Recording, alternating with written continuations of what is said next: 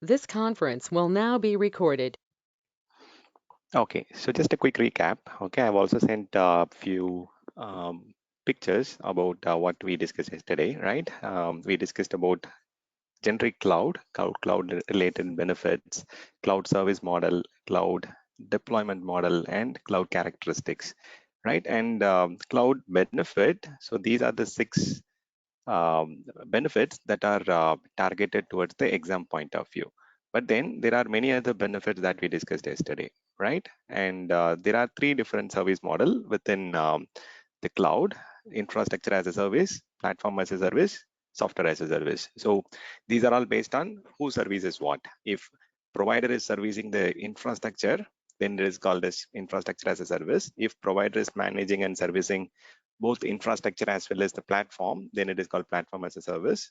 And if they are managing the entire infrastructure, platform, and the software, then it is called software as a service. So cloud deployment model, there are four category, and these are all based on the location: private cloud, public cloud, hybrid, and community.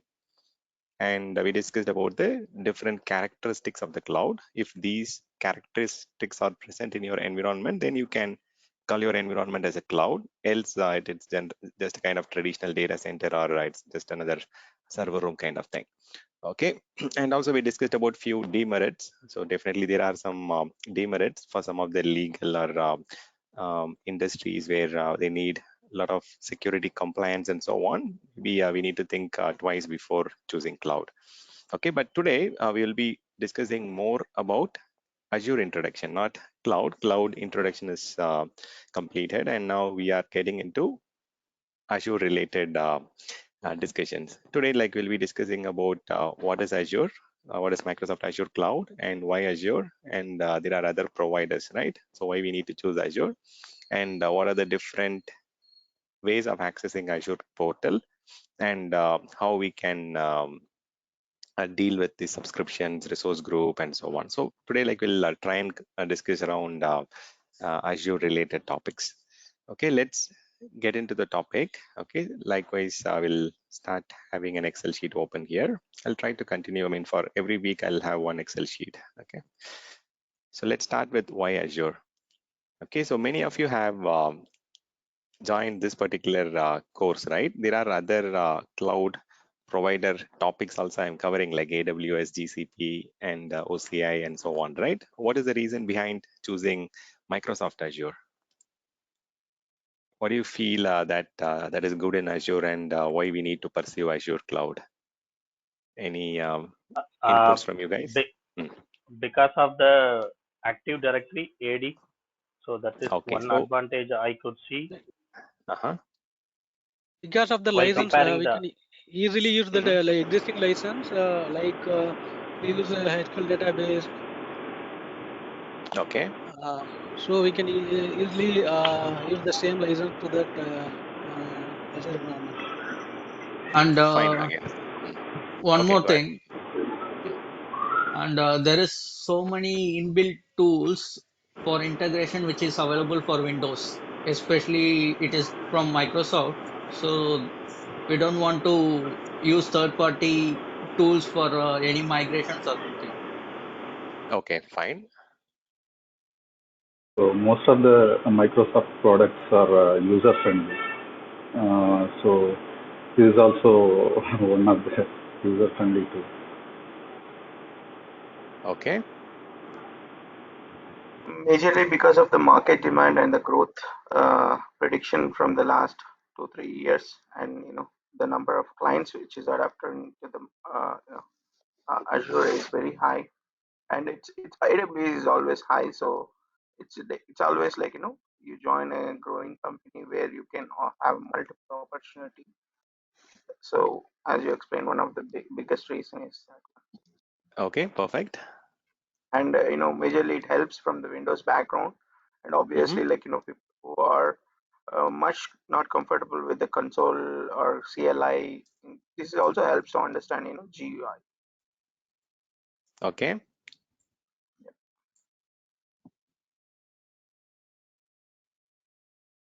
How about others?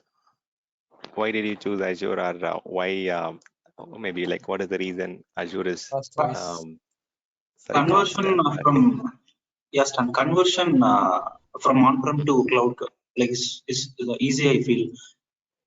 Okay, let's see. Let's deep dive in that. What Yeah, like how? conversion migration Okay. on-prem to cloud. The sync could be done easily. Okay, sure. Okay, fine. Rehosting. I mean, from on-premises to cloud. Okay, Cloud. fine. How about any other points? Okay, good. Let's discuss these points which are familiar to you, and then I'll start listing down what are the other points why you should choose Azure. Okay, so the first point is a very good point. See, the bring your own license is applicable predominantly for Microsoft Azure platform. See, if you are already using your applications running on Windows operating system and SQL database background, then you might already have some licenses procured for that. And if you have some unused license, okay, as part of the migration, or if you are having some unused license, you have the portability option. You can bring those license to the cloud, and you will get close to 40% cost reduction. Okay, so that way you can save some cost, and bringing your own license is applicable even to other cloud providers also. You can bring your own license to AWS platform also, but since Microsoft licenses are easily portable, you can bring it to Microsoft Azure platform, and for which actually it's not very straightforward. There is a kind of software assurance process that you need to do. Okay, so it's like this process is telling Microsoft that we purchase these licenses for running it or using it on premises, our own data center, but now we are going to use these licenses in the cloud platform, either Microsoft Azure or AWS. Even Microsoft Azure is Microsoft's own marketplace or platform, but still, like, we need to tell them, so we purchased it for on premises, but we need to use it on the cloud platform. So we need to get that software assurance confirmation from Microsoft. It's just an email and a documentation part, nothing to think too much on that. Okay, but you can bring your own licenses to cloud. That is a very good point. So that portability is there, so that customers can like, if they have invested in a lot of licensing, and if they have invested a lot of money in licensing, so they can bring it to the cloud, and they can continue using it. Okay, so the next option is around the integration, right? So Microsoft has been in the industry for around close to 32 years now, right? So they have been in the market since early 90s. So they have been running their data centers. Okay, so they have been running their data centers across the globe.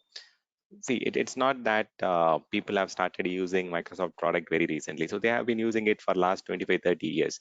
So take Microsoft Windows 95 or 2000 or 2003. So when it comes to client operating system, we had XP, then Vista, then now we have Windows 11, and we also have Windows 10 that is heavily used.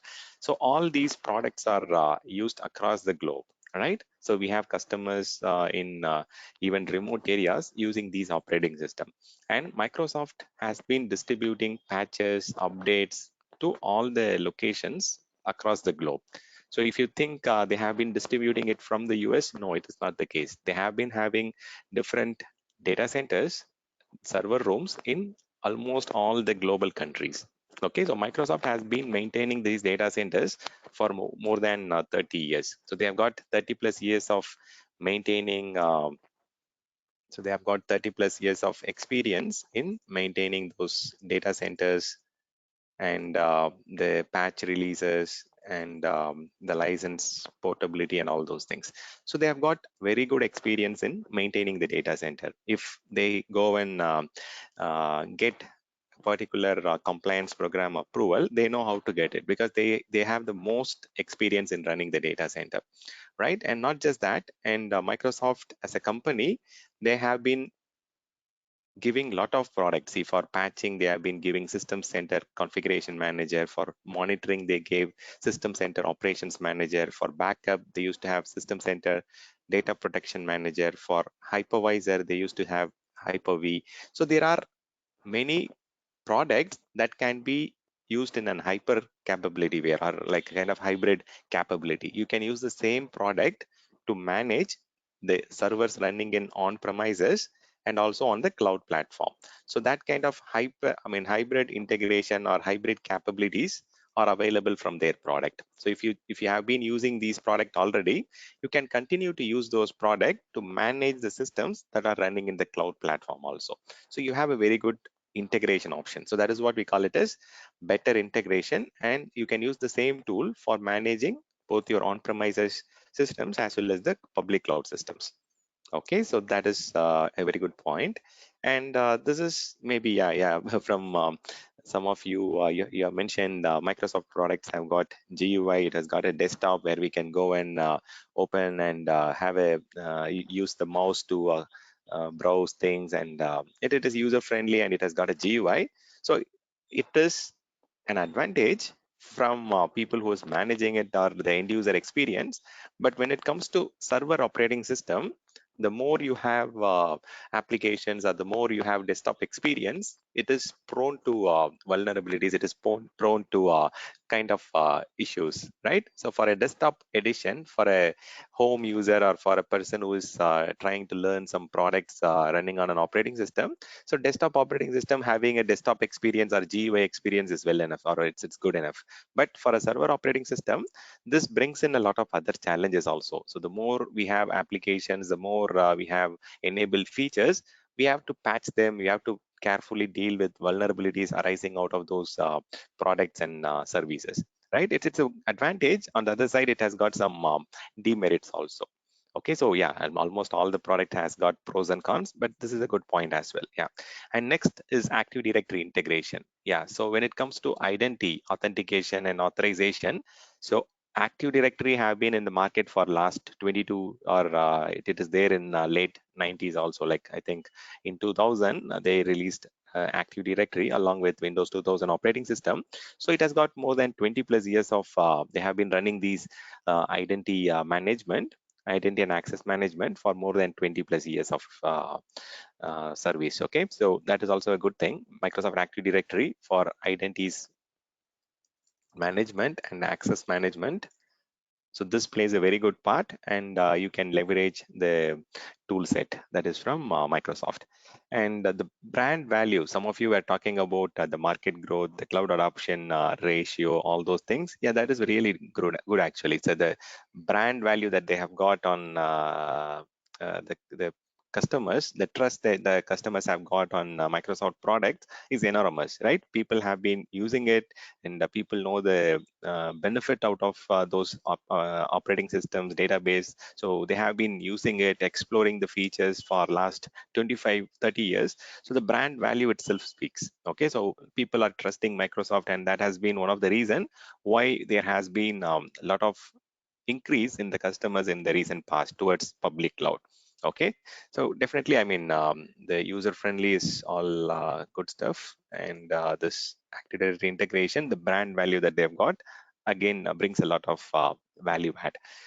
So next thing, see, there are many other things that we can talk about in the Azure platform. Let me take you guys to the slide, and I'll explain few more things. Okay, so if you look at this slide, okay, they have got around 95% of the Fortune 500 companies trusting the business on Microsoft Cloud, and they are running their applications on cloud. So which means it is a huge set of customers, right? I'm just talking about the Fortune 100 and Fortune 500 companies. So there is a huge set of people already running their application on Microsoft Cloud. So they have been either running it on Office 365 or CRM or Microsoft other online commercial cloud products. But now they are also starting to use the Azure platform also to run their business application. So close to 95% of the Fortune 500 companies are already using Microsoft Azure products, or at least Microsoft commercial cloud products. And this is another important thing, right? Every cloud provider supports open source technology, but still Azure also has opened their marketplace to host any products that is of your choice. You can choose open source Prometheus to monitor. You can use the open source databases. You can use any technology that you need on Azure platform. They have allowed the marketplace to accept all these open source technology. That is again a very good pointer. So hybrid and dual hosting benefits, this is a real differentiator with other cloud provider. So what is hybrid and dual usage benefit? See, when you have some licenses, for example, let's take you have Windows 2012 R2 or Windows 2016 license. And with this license, what you can do is you can run one server in the premises or in on-prem, and one server in Azure platform for 180 days. For 6 months, you can run two servers without befitting or without going against the policies. You can run two different systems, one in the on-prem, one in the cloud, with single license. So this dual hosting benefit gives the customers the real edge to test, to check whether the application is performing well in the cloud platform, and they can decommission the server on the on-premises. So for 6 months period, you can use the same license to run two different instances, and you can test around with your application in the cloud platform. This is a very good advantage. And all their products, whatever we highlighted here, all of them have got the hybrid capabilities, right? So next thing is they support, I mean, these numbers might not be exactly right. Maybe it is now 30 currencies and 35 languages and so on. But yeah, so they support multiple languages on the cloud platform. You can use your own native language to manage the cloud platform. You can log in and you can change the language to a different language platform, and you can manage it. Similarly, if you want to pay at the end of the month, you have a monthly bill, right? Monthly bill at the end of the month, you can pay that monthly bill using your local currencies. So they support 28 plus currencies. Okay, so this number is little old. I'll also give you the exact number, but so they support wide variety of languages, but mostly the support teams in India, we use English, right? So it is definitely supported. And the currency is definitely the US dollars, the UK pounds, Indian rupees. These are all definitely supported. And it also supports other location currencies as well, the Chinese yuan and the other currencies. Okay, you can pay in your own currencies. There is no conversion. There is nothing to worry about when it comes to conversion and so on. So you can pay in your local currency, and you can also manage the portal in your own local language. Okay, next thing is 95%, 95 plus compliance offering. So when I say compliance offering, so there are many industry vertical compliance that is demanded. See, when I'm a healthcare company, I'll ask Microsoft whether they've got HIPAA certification or healthcare certification in their physical data center. So only if they say they have got this HIPAA certification, then I'll be trust them to run my application on the cloud. And it is not just only for trust purpose. Even there is a security requirement that you should run your application on a platform which is certified to be hosting it. For example, if you're running your financial application in the cloud platform, you will expect PCI DSS, Payment Card Industry Data Security Standard certification, should have to be obtained for your data center. Similarly, there are hundreds of certifications that are there in the market for different industry vertical. So Microsoft has got more than 95 plus compliance offering. I can give you a view on that. What I'm referring to here. So if you look at here, there are many different certifications. Okay, so let me just, yeah, so I make it big. So there are many different comprehensive compliance certifications in the market. So if you look at here, the ISOs are definitely a global one, and the SOCs are again a global compliance offering certification. So there are certain things which are regional. For example, if I want to run an application which belongs to Indian government, so the Indian government will look for the MeitY certification from the provider. So this is Ministry of Information Technology. Is there a doubt? Okay, I'll mute this line.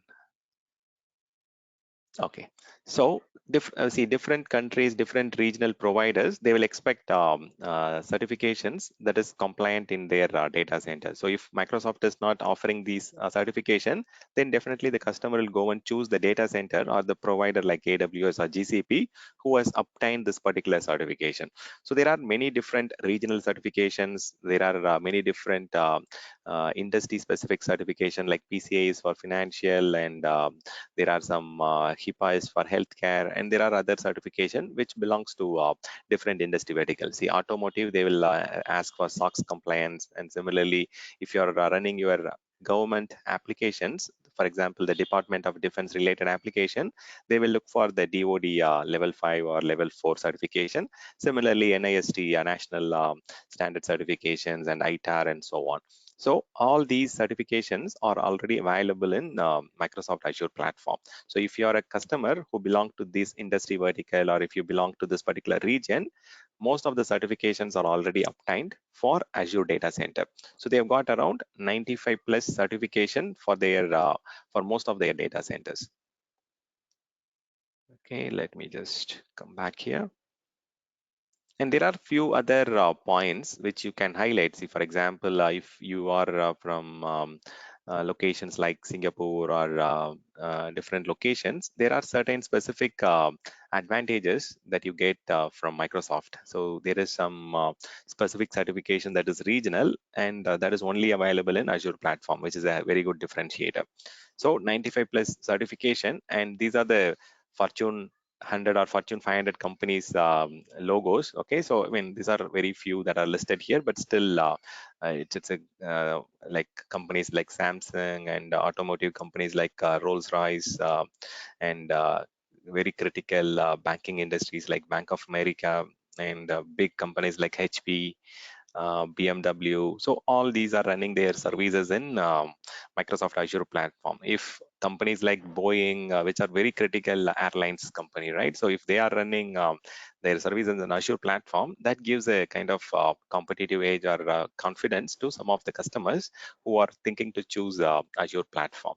Right, so they've got 30 plus years of experience, three decades of experience in running the data center, and they've got the most number of partners that are there in the market. Okay, so 68,000 plus partners who are supporting and selling the products from Microsoft. So there is a very broad partner group, and we have got a lot of certifications as well. Okay, so coming to the next point. So 95 plus compliance offering. So examples like India's MATI certification, and PCI, HIPAA, ISO, SOX, SOC compliance, so on. Okay, so there are many. Okay, so 95 plus compliance offerings are obtained for your Microsoft data center. So next thing is you have Microsoft hybrid option. So when you go and host your services in Microsoft platform, they provide you both public cloud, which is Azure, which is Microsoft Azure, and they also have their private cloud product also. If you want to use the same experience, or if you want to get the same experience in both your data center and Microsoft data center, you can go and purchase Azure Stack for your on premises, and you can use Microsoft Azure for public cloud. So you got both options. You have got the hybrid option here. Okay, I'll explain a little more around the Azure Stack a little later, but yeah, for now, they have given you the option to run the services both in the cloud platform, public cloud, and as well as the on premises. Okay, so next, like every other provider, they give you cost-effective options like the pay-as-you-go and the other options. But there is another thing that you need to know when it comes to Microsoft. I'll explain this. But this is an interesting comparison. There will be a lot of questions around this, but let's see. I'll explain it. See, when you want to run Microsoft product like Windows operating system or Microsoft SQL database, if you want to run it in AWS, for the same model or for the same size, you will get around how much? 70% cost saving when you are running Microsoft Windows on Azure compared to AWS EC2 instance. If you are running Microsoft Windows on Azure virtual machine, it will be 70% cheaper compared to AWS EC2 instance, comparing it with running on AWS EC2 instance. If you are running SQL database, you will have 85% cost saving compared to Amazon RDS. See, this is a kind of tricky comparison, but still customers are using Microsoft operating system and Microsoft database. Then thinking from that aspect, definitely like this is a very good value add, right? But if you compare Microsoft Windows running on Azure virtual machine versus Amazon Linux running on AWS EC2 instance, there won't be much of a difference. Okay, so there won't be much of a pricing difference, but still customers are running their application on Microsoft Windows. So definitely from that aspect, this is a very good cost saving. So if you are running your Microsoft Windows on Azure virtual machine, it will be 70% cheaper compared to running it on AWS EC2 instance. Okay, similarly, MS SQL database is 85% cheaper on on Azure platform compared to running it on AWS RDS, Relational Database Service. See, the trickier part is this, right? So Microsoft as a company, they will provide the license. They will have to provide that license to AWS, and AWS have to get that license and serve it to the customer. So that is the reason it is too much costly for AWS to get the license from Microsoft and sell it for their customers. But if you're comparing it with their own product, for example, if you're comparing Amazon Linux versus Microsoft Windows, it will be the same price actually. Amazon Linux on AWS EC2 versus Microsoft Windows on Azure, they will be the same pricing. There won't be any difference at all. Similarly here, if you are running Aurora database on AWS versus Microsoft SQL on Azure, the pricing will be almost the same, but we are comparing a different way here. So that is actually reasonable.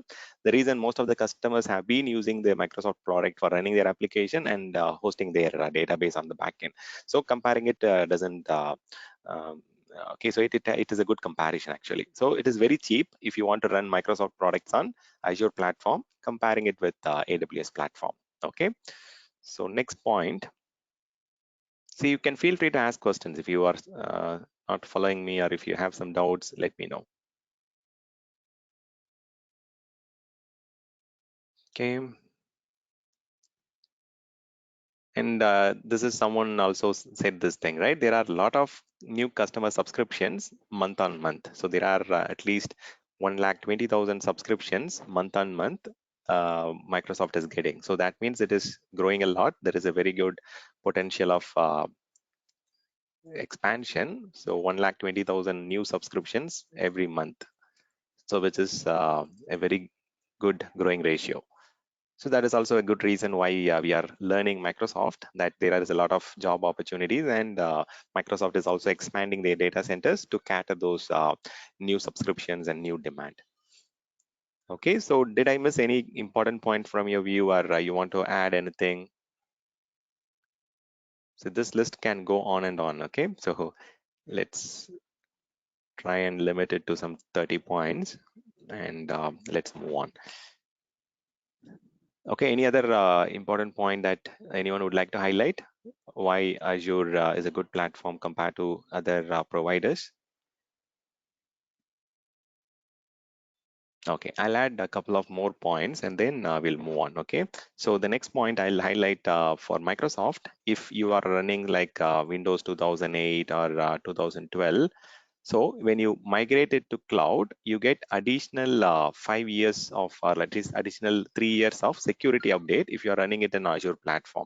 So if you're migrating it to Azure platform, you get 3 additional years of security update support. If you're running it in your own premises, you won't get that. So that is another advantage. If you're migrating Windows product to Microsoft Azure platform, they give 3 more years of security updates, so that they are allowing you to modernize your application for next 3 years. Instead of immediately doing it, you can take some more time to modernize your application, and they are giving you breathing space, and you can plan your budget accordingly. It gives you a lot of advantage, or financial advantage when it comes to running Microsoft product on Azure platform. But if you're running it on AWS, or if you're running it on GCP or your own data center, they won't provide you the security update, because these versions are already deprecated, or these versions are already not supported when you're running it in your own office locations. Okay, so that's another big advantage if you're migrating Microsoft product to Azure platform.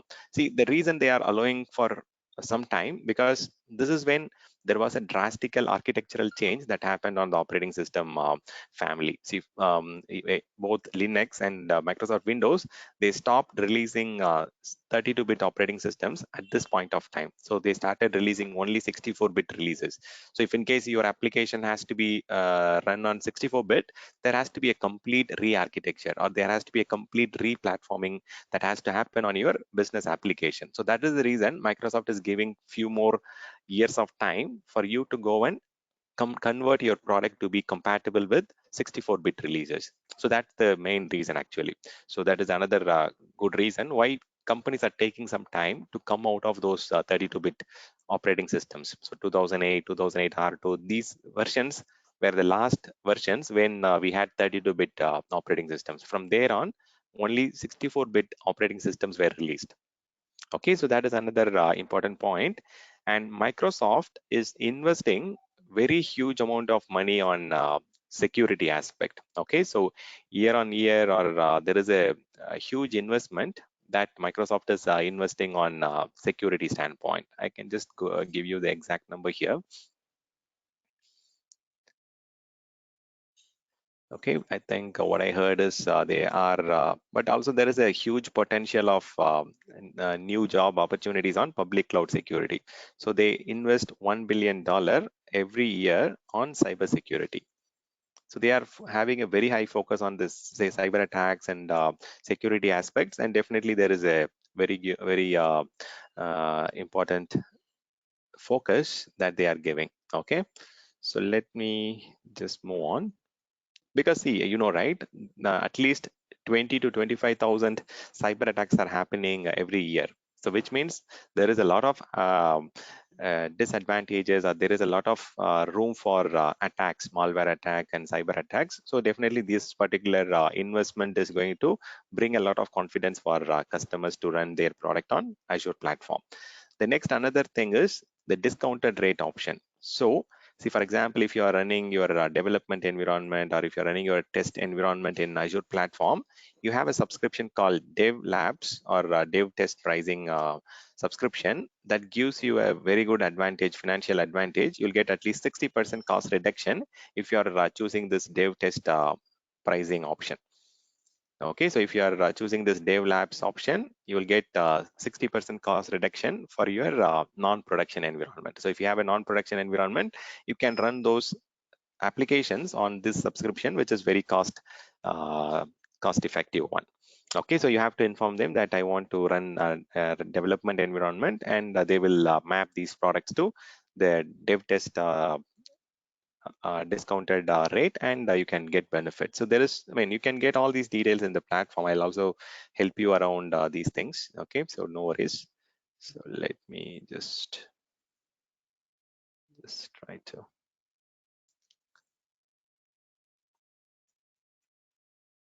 Okay, you can go and choose this dev test subscription, and you will get a lot of cost benefits when you want to run your non-production workload. So this is another biggest advantage. You'll get a lot of cost reduction. Okay, so, okay, I think we have covered most of them. So the definite, yeah, go ahead. Yes, and I have a question there. Yes, So, yeah. see, if we are informing Microsoft Azure as we are going to treat these three servers as non-production, so how they will classify? Like, is there any restrictions? Is there going to be any differences between a production and non-production? I mean, about the services they are going to provide. Okay. So, see, when it comes to Azure, okay, so if you want to create resources, okay, there are 4 levels of option through which you can run your resources. Okay, so you can run your resources at a subscription classification level, or you can run your resources at a resource group classification level. When I say resources, it can be a VM, it can be a database, it can be a load balancer, or it can be storage or whatever, right? So if you have a few VMs, like 3 VMs or 5 VMs, which needs to be classified as non-production or development category, you have to run them, or you have to group them part of a separate resource group, or you need to group them part of a separate subscription, so that you can apply that subscription discounted subscription rate for that particular subscription. So the dev test pricing can be applied at the subscription level. So all the non-production workload within that subscription will enjoy that 60% cost reduction benefit. So it's the customer responsibility to do the bifurcation for two reasons. One, for security reasons, you should not have production and non-production environment running on the same subscription, and for costing reason also, for costing and billing reason also, so that you get both the benefits by bifurcating into two different subscriptions or two different groups actually. Okay. Yeah. Okay. So you can apply that price at the subscription level. I'll show you how to do that. I'll show you where exactly this discounted rates can be applied. Okay. So in that case, it seems to be even I can use a production server by just telling that it is going to be treated as a non-production, and I can have the uh, subscription in deduction value as it sounds like that. So that's why I'm asking. Okay, Kabilan, 1 second. Let me turn off this. Yeah. So see, it's not that, right? So there are various aspects. So when it comes to subscription, it is actually tied to a support model. Okay, when I say support model, so the dev test pricing lab or the dev test lab subscription will not get the same level of support benefits that your production subscription is getting. See, if you are calling them and telling that I need 24/7 support, or if I need 1 hour response from them for your dev test, they will not give you. They will say this is a dev test subscription. Why you are asking for emergency support here? So there won't be any kind of priority 1 or priority 2 ticket or even priority Okay, 3 got it. ticket that you can create it. Okay, so yeah. Okay, that's fine. Okay, good question. Let's move on. Okay, I'll just quickly give it a glance here to confirm whether I've covered all the points. Even if you have some points to add, see, it's knowledge transferring session, right? If you want to share your knowledge, or if you want to share your view, okay, feel free to share it. Okay, so that everyone get to understand these things. So there are other pricing options also. Okay, for example, you can also go and ask for reserved instances. For example, if you want to run certain instances for a longer duration, for example, if you want to run it for 1 year or 3 years, you'll get a lot of cost benefits there. Okay, you might get up to 40 to 50% cost reduction if you're going and reserving your instances on cloud platform. This is applicable on almost all the providers, but still Microsoft also gives that financial advantage. If you are a customer, if you want to run your instances on Microsoft platform for next 3 years, you'll get the upfront cost reduction now itself. But some providers like GCP, they provide a different discounting model. They call it a sustained usage discount. The more you use, automatically the pricing will get reduced after you use it for a longer time. So there are different pricing models that is available in the cloud provider market, but you can also go and reserve your instance. You can also go and schedule your instance in Microsoft. So you can say that we have a big billion day sale, or you have a annual sale, or you have a year-end financial transaction, or you want to do some month-end processing, so that you can let them know that there will be some spike in utilization on your resources. There will be some increase in demand or increase in virtual machines in that specific data center, so that if you tell them, they can schedule it and they can give you discount also in planning for your spike or planning your market trend. Okay, so next important thing is around the encryption, the GDPR, security, and all those things, right? So Microsoft gives you the advantage of having the GDPR data compliance. See, whenever there is a customer from Europe, they always look for data residency compliancy, right? So they will ask whether it is a GDPR compliant data center, whether we can host our data. Definitely, it has got the GDPR certification. Similarly, all your data at rest, when it is stored, and when it is in transit, when it is getting transferred or when it is getting moved, okay, at both the times the data is always encrypted. So you have options to choose different protocols. By default, Microsoft recommend you to enable this encryption. At rest, it is by default enabled. Even when you transfer your data, they advise you to encrypt the data and transfer it, so that there is no in-between attacks, or there is no data getting theft, or there is no risk in your data transfer. Okay, so these are some of the reason why we can choose Azure, or why we can prefer Azure than other provider product. So next 18 modules, or next set of days, we are going to discuss Azure only. So you will get to learn more and more benefits out of Azure in the upcoming sessions as well. Yeah, go ahead. If you have some other points, or if you have your views, you can I discuss. have a question. Yeah, please.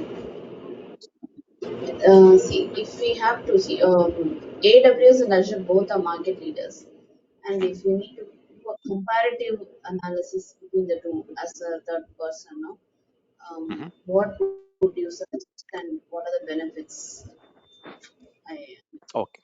Okay. See, AWS over Azure or Azure over AWS? right. See, you have to deal with that. Since you're an experienced project manager, I can give you two ways of looking at it. See, as an experienced person in IT, you know what is greenfield and what is brownfield, right? If you are starting a new environment, or if you are starting up with a new customer environment, then we call it as greenfield, right? If you are going to build a new setup for a new customer or a new project, then it is you are doing it from the scratch. So that is greenfield. So if you are going with a greenfield environment, you have a lot of comparison to do. You have to compare running your selected operating system, selected database on Azure platform as well as in AWS platform. If you see a very good financial advantage, if you are running it on Azure platform, and if you're getting a better support from them, then you can definitely go and run it on Azure platform. So you have to compare it with the cost, with the performance, and also in some cases, not all the regions are covered by all the providers. In some cases, AWS might have data centers in Bahrain region, and maybe Azure might be having data centers in Malaysia. So also the regional presence, also the local availability, the latency, and all those things are has to be considered. So there are various aspects. So you need to, it's not just about the pricing, it's the support that you get, it's about the latency that you're going to get, it's about the performance that they are providing, and what kind of additional features, benefits that you're going to get. So you will compare a lot of things when you're going to start up new. Okay, but if you have an existing platform that needs to be migrated, existing application, or existing customer, so you will have existing workload. Okay, that existing workload might be running on Linux, or might be running on Microsoft OS, or might be running on Oracle database, or different databases. So that will give you a different way of comparing things. So that brings me another important point here. So globally, Microsoft has got a tie-up with Oracle. So Oracle data center and Microsoft data center are globally interconnected.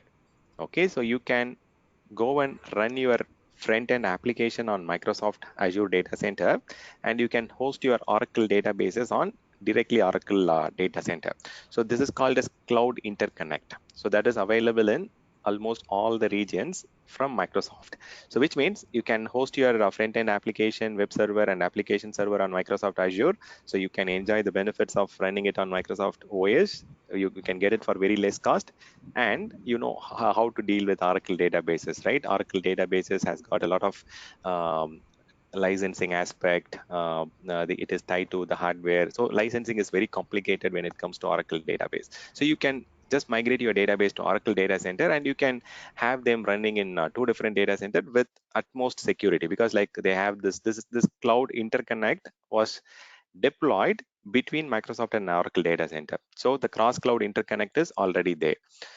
So these are some examples that I'm highlighting, Uma. So you can think little more broadly when it comes to what kind of customer we are talking about. If you are talking to a new customer, then we need to understand what is their choice of application, what is their choice of OS, what is their choice of the databases, and so on, so that we can guide them in the right direction. Similarly, if they have existing setup, some of them told, right? So I'm already using Microsoft product for a very long time. So I want to continue using the Microsoft Azure product because of my familiarity with Microsoft product. So I have been supporting Active Directory, or I have been using Exchange Server.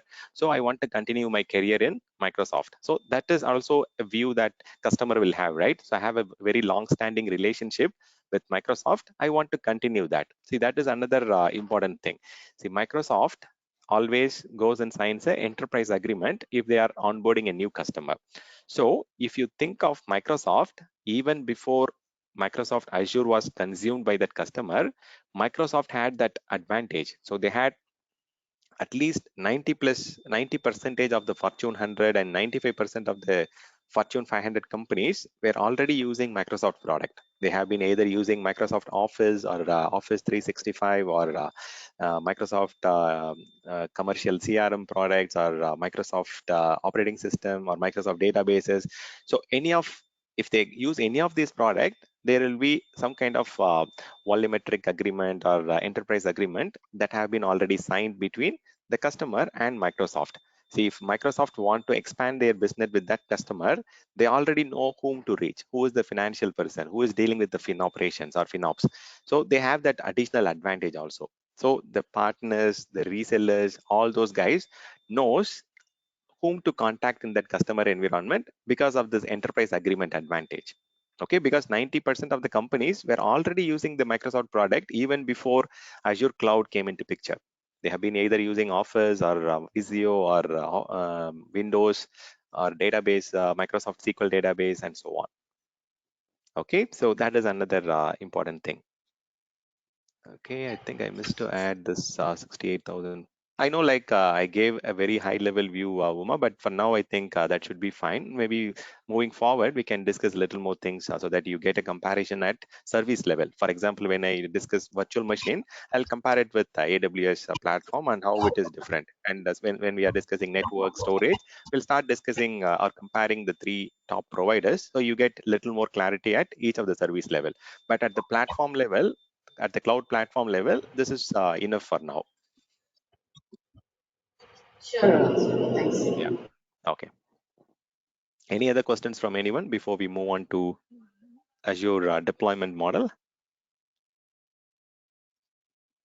No, Stan. Okay, good. So this particular topic, Azure deployment model, see, it is mainly from interview perspective, or this is mainly from exam standpoint, but maybe these questions might go off very soon. So when Microsoft was introduced, I was explaining this yesterday, right? They branded their name as Windows Azure. And this Windows Azure, okay, so with the name itself, you can see that it has got some link to the Microsoft Windows operating system.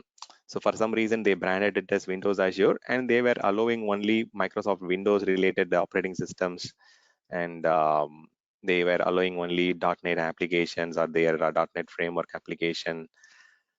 And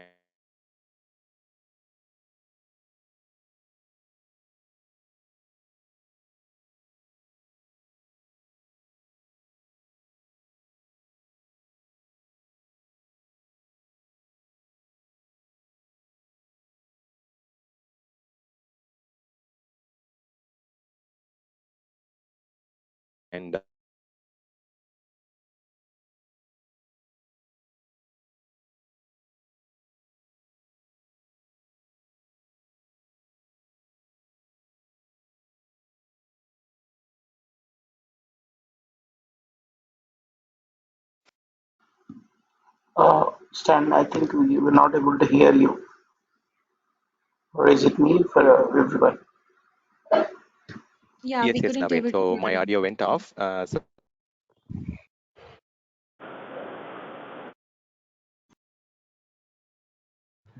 Uh, even I can't hear you, Stan. sorry, guys.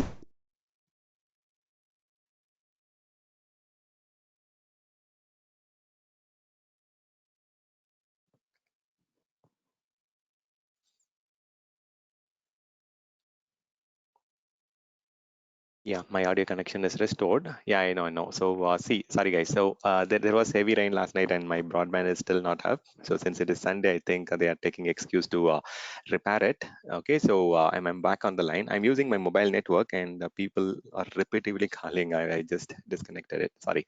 So, yeah, coming back to this one, the deployment model, when Azure was released, it was Microsoft Windows Azure, not Microsoft Windows Azure, it was Windows Azure. And then now it is branded as Microsoft Azure. So this branding change happened in mid 2014 or somewhere around 2014.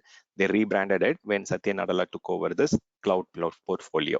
Okay, until that time, they did not have a lot of customer base because of the reason they did not allow any open source product or they did not welcome any Linux products on the cloud platform. So that is not going to bring any big value add for the customers who are thinking to transform their application to cloud native or transform their application to run it on Linux platform. It did not support very well, right? So that's the reason first 4 years there was no big revenue or not much market growth for the Azure cloud platform. Then after this rebranding, okay, they started allowing all the open source product. You can go and run your own choice of not only SQL database or NoSQL database. You can run any of your open source applications on cloud platform. So this is a big change that happened, and along with that, they also revamped their deployment model. So initially, they called the deployment model as Azure Service Management Model. Now it is called as Classic Model. Okay, and the latest model is Azure Resource Manager Model. Okay, we call it as ARM model. So with this ARM model, there has been a lot of new benefits as well as there has been a lot of changes on the backend API also. See, I was also telling one more thing, right? Initially, they had different portals for managing the platform. They used to have manage.windowsazure.com. They used to have develop.windowsazure.com and too many portals to manage the Windows Azure platform. But now it has been changed. Now it has been changed to just portal.azure.com. So if you are a developer, if you are an administrator, if you are a CEO, or if you are anyone who want to manage or who want to log into Azure platform, you have one single unified portal where you can go and log in and manage the resources. And it used to be called as some with code name like Red Dog, and now this has been changed to Ibiza. But these are all some terms that are used on the back end. But the real thing that you need to understand is around the API. So on the back end, all these Microsoft services on the cloud platform has been interconnected. So initially they wrote all these REST APIs using XML. Okay, that has been very complicated, or it was not very successful, and they completely changed it to JSON driven API now. So all the APIs on the back end in the ARM model, they use JSON driven REST API. Okay, it's again RESTful API. And this is mainly just a kind of API programming change that helped to simplify things, and also it helped them to go and interconnect with third-party providers and other cloud providers easily, because they also use JSON-related REST APIs. So the interconnection was made, it was simplified actually. Okay, and there were other advantages also, like in ARM. ARM is the current model, right? In ARM model, they also added a thing called resource manager. I was talking about that here, right? So resource group. So if you want to group your resources, you can put them into different resource groups. So resource group is nothing but a container to store all the related resources together. Okay, I'll come to that. But those resource grouping, or the resource group option, and the tagging option, and in fact the resource tagging. Okay, so tagging, and also you can the RBAC, the fine grained access control. Okay, there has been a lot of additional advantage. Even resource locking was introduced. So if you want to avoid accidental deletion or accidental modification, you can go and enable resource lock on your virtual machine or storage or any resources that are resources, nothing but any service. Okay, so that's what I told you, right? VM, load balancer, network card, or disk, your anything. Okay, so anything that is there in Azure platform, everything that you create is a resource in Azure. Okay, so you can enable lock for your resource. You can go and tag your resource so that you can identify it easily. You can also give permission at the resource level. So all these major benefits were introduced along with the ARM model that was introduced. Okay, so I think resource group, I'll just define it here. So resource group is storing, it's a container or folder to hold related resources. And the advantage of storing all the related resources together, this can avoid sprawling. When I say sprawling, see, for example, if you have an application, all the application specific resources, you can put it into this resource group. And if you want to decommission that application, you can go and delete that resource group so that no other remnants or like no other resource are left over. For example, in your on-premises, you might have this challenge, right?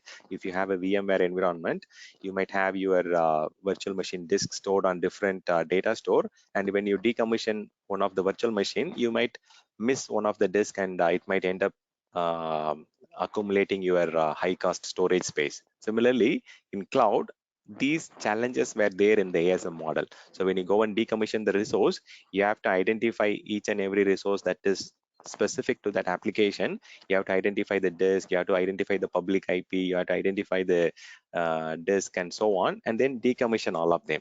But now this has been simplified using a concept called resource grouping.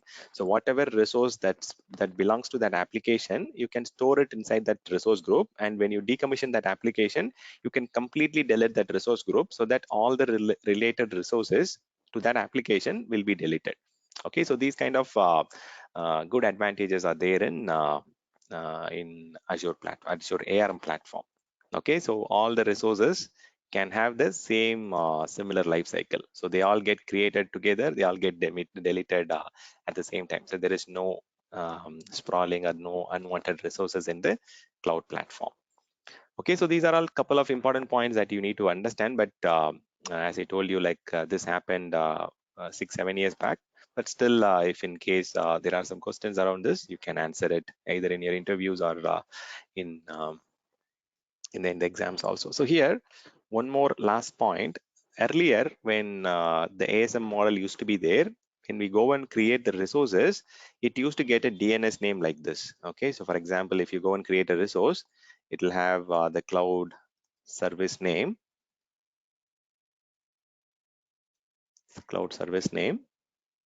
dot cloud app dot net. It will be like this.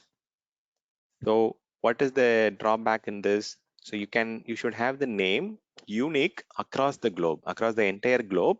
Everyone will be using cloud.net. So which means whatever name you are giving, it has to be unique across the globe. But now, after the ARM model, they have changed it to the cloud service name. It can be your VM or load balancer, or it can be your disk or whatever, dot region dot cloudapp.azure.com. So they changed it. So they changed the name also to the commercial domain name. Plus, you also have the regional separator here. You'll have the India or US or Singapore. Those regional identifier will be there in between. So which means you need to only have unique name on that particular region. You need not have the unique name across the globe anymore. Okay, that is another good advantage in ARM model. Okay, so I'll explain these tagging, locking, and access control in practical, but for now you have to understand at a theoretical level to start with. Okay, now let's go and discuss the subscriptions, and we can move on. Okay, any questions on this particular sheet?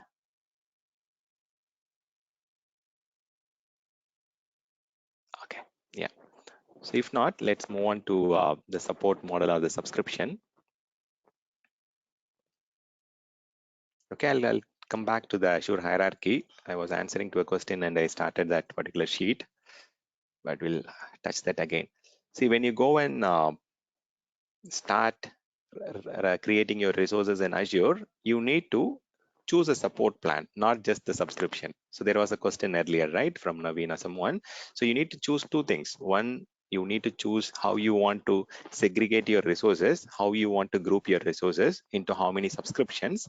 And also you need to purchase a support plan for getting the support. See, for example, if you want to get a SIM card, or if you want to get a phone connection, the first thing you go and choose the provider, and also you go and choose whether you want to go with postpaid or prepaid or whatever, and then you go and choose the plan that will support your expectation. For example, if you want more data or more voice, or you want more messaging based on your business requirement, you'll go and choose a tariff or plan that will support your expectations. See, if you're going and choosing a plan like 2000 or 3000 rupees plan, then you will get a dedicated support person from the telecom company that you are choosing, and they will call you and ask what kind of experience you are having, whether you need any additional support, or whether you have any challenges and all those things. But if you are going and choosing a plan which is 200 rupees or 300 rupees, you have to call them and tell them that I'm having experiencing this problem. I'm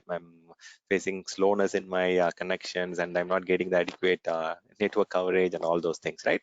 So that is where the difference is. So when you go and choose a support plan or a support model, the higher the plan, you get a lot of additional benefits. So we'll discuss that now. So when it comes to Azure, we have many different support plan, like basic plan, you have got developer plan, you have got standard, you have got professional direct, and you also have the premier plan. Okay, there are 5 plans, and there are other subscription options also, but when it comes to support plan, these are the primary 5 different options that you have to know. Okay, let me. So basic is nothing but the free tier. Okay, so if you want to start as a person who want to learn, or if you want to do some testing or proof of concept, you can definitely start with the basic tier. POC doesn't, I mean, it's like proof of concept or proof of value. It is like at a testing phase. Okay, you are just trying to evaluate whether your application can run on that particular platform, proof of concept or proof of value. Okay, so here with the basic free tier plan, you get very limited support. So you can go and raise a support case only if you are not able to log into your account, or if there is unexpected billing, you can go and raise a support case with Microsoft. Okay, there is no other option to go and raise a support case for basic plan. And similarly, if you are in a developer um, support plan model, you will be running your development environment here. Okay, development or non-production environment. Here you are running your testing environment. Here you are running your development or non-production environment. So in this case, for your trial and non-production environment, you can go and raise a ticket, or there are various options you get. You can go and raise a ticket using what you call phone. You get phone support. You also get email support. You also get chat support, and there are other forums through which you can get support from Microsoft. Here, you can only raise a support case, and you can only conversate in email exchanges. So there will be a lot of delay in getting responses from Microsoft if you are in a free tier plan. But if you are in a development plan, you will get at least, you can go and raise severity C ticket. We call it as priority 3 or severity C ticket, where you get 8 business hours. Within 8 business hours, you will get the response. Okay, so the response time is 8 business hours if you are experiencing any challenge. So there was a question earlier, right? So you can only raise a case severity with severity C, and the response time for that is 8 business hours. 8 business hours means it is local business hours. If example, let's consider India. If you are saying that 9 to 6 is our business hours, if you are raising ticket at around 4 p.m., you won't get support the same day. So you have to wait 2 hours today, and you'll have to wait 6 hours on the next business day, and next 6 business hours to get the response. So if it is a weekend, then you have to wait for the next business day to start. Okay, it is business hours. Okay, but example, if you are going and raising a severity A ticket in what do you call severity A ticket in your standard support, you will get response within 1 hour. So even if you are going and raising a ticket at 10 p.m. or 11 p.m., they will respond back in 1 hour. Response, okay? They are not giving a resolution to your issue, but they will at least respond back to you within 1 hour. Similarly, if you're going and raising a P2 ticket or a severity B ticket, you will get a response within 4 hours. Okay, 4 hours is different from 4 business hours. Okay, so always you need to read the terms and conditions very clearly. Okay, so if they are saying 8 business hours or 8 hours, then which means they are going to support you only during the local business hours. So local business hours differs from region to region. For example, Japan people will start their work little early, like 8 a.m. Some people in other countries, they will start their work in around 9 p.m. So it all depends on the location. For North America, the business hours is from 6 a.m. to 6 p.m. Pacific time. Similarly, there are certain locations where they have Friday as holiday. So yeah, so you need to understand the local support business. Okay, so that is where you need to be very clear about. So in professional direct, okay, you get a little more advantage. You also have an option to go and raise one more business critical case where you can go and get support within 2 hours there. Okay, there is one more category, 1 hour, 2 hour, and here you will get response back in 4 business hours. Since it is higher support plan, you will get quicker support. Okay, because you are also running your production environment here. Okay, if your environment is production, you should always choose minimum of standard plan. Okay, if your environment is very highly critical, if it is highly business critical, then you need to choose at least professional direct. If your environment is mission critical, or if it is going to be a substantial impact to your business, then you need to always choose Premier. Okay, so Premier will generally be chosen by very large organization, Fortune 100 or Fortune 500 companies. The reason is that, okay, so with the support plan, for just the support, you have to pay some initial amount. Okay, so there is a cost associated for these plans. Okay, this is for the support that you're getting. Okay, you need to pay $29 per month for developer plan. So free tier is free tier, and this one is actually 100 USD per month, and this is 1000 USD per month, and this one is roughly 15,000 USD, but it might be a little higher also if they are looking for some more benefits there.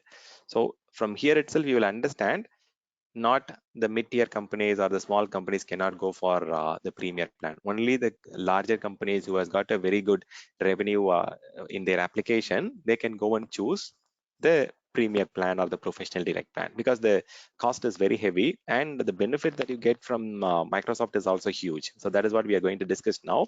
So with the premier plan, you will also get customer specific architectural support. They will have an architect assigned to help you with the design, the solutioning, performance tuning, design review. So all these things they will sit along with you and help you doing the design review. They will help you doing the performance tuning if there is an application related issue. So a lot of additional support you get. You get support for configurations, you will get support for implementation, and a lot of guidance you will get when you're going for the premium support plan.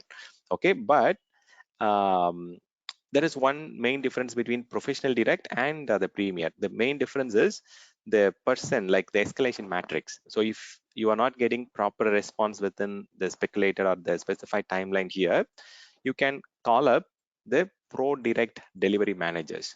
Okay, for the professional direct, they will give you a contact number. You can contact that number if the proper support is not being provided, either for your support cases or if you're looking for some guidance. If you're not getting the adequate support, you can go and call up this pro direct delivery managers. They are all shift managers. They are not dedicated to your customer. Actually, they are all supporting multiple leverage customer. But premier support, you will get a dedicated technical account manager assigned. So this technical account manager TAM is dedicated to your environment, your customer location. That is the reason why there is a huge amount month on month. So you're paying for the architect here, you're paying for the technical account manager, and even if the technical account manager is not responding, they will also provide you global account manager contact also. You can write to him or you can call upon his number and tell them that you're not getting the adequate support that you're looking for, either for your support cases or for your architecture design or for any kind of performance tuning and so on. So you get very good benefits. On top of all these, you get something called rapid response support in your Premier plan. They call it as Azure Rapid Response Plan or Azure Rapid Response Support. So they will respond back within 15 minutes for your Premier support plan if it is a very high severity issue that is going on. Okay, so there are other benefits also. So with Premier, Professional Direct, and your Standard, you can go and raise unlimited number of cases, unlimited number of people can go and raise support tickets, okay, and so on.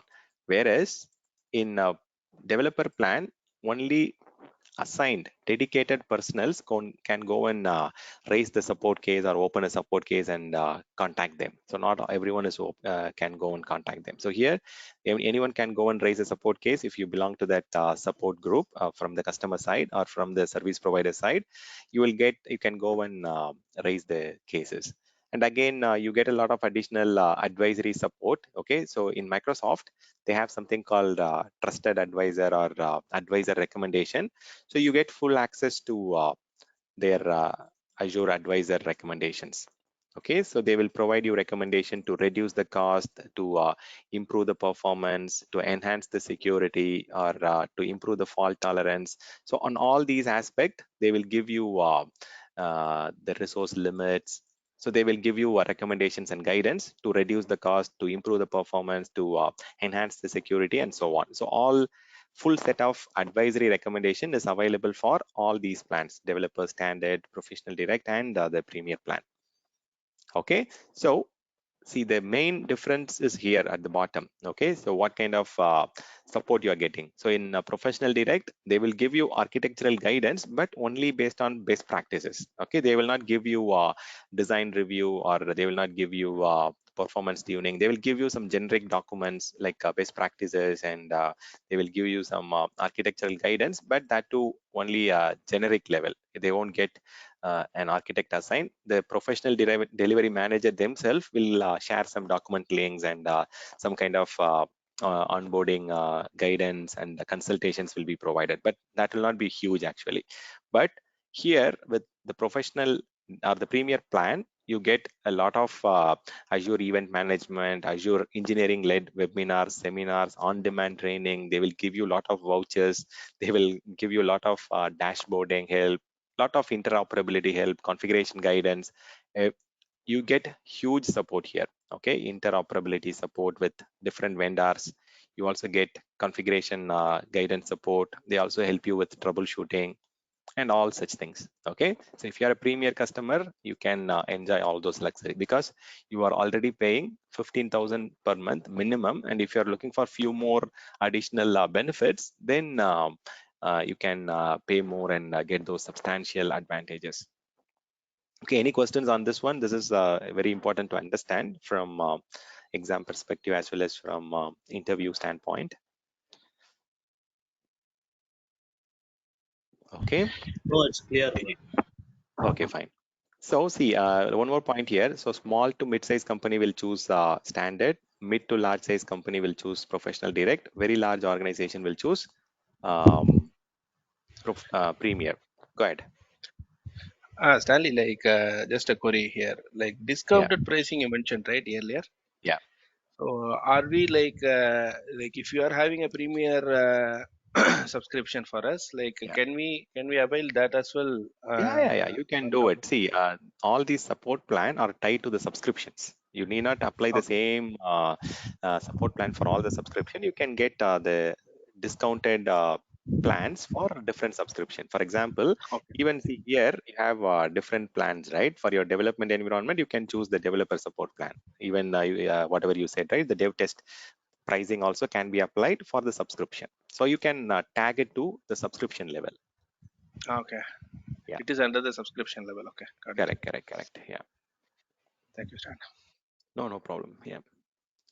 Okay. So let's do one thing. Okay. I know too much of theory um, is not good, but yeah, let's go and see how we can create an account in Azure platform, and we'll also discuss about the hierarchy and the other areas. Okay. So let's go and create a new Azure account. Okay, in order for you to go and create a free tier account, there are many options. Okay, even if you go and look at my YouTube playlist, I've given you option to play around without creating an Azure account. Also, you can practice for your examinations like AZ 104 or AZ 700 or AZ 900. You can use that learning sandbox to go and practice yourself without even purchasing any subscriptions or any particular account. Without even creating the account also, you can go and use this 30 days learning option.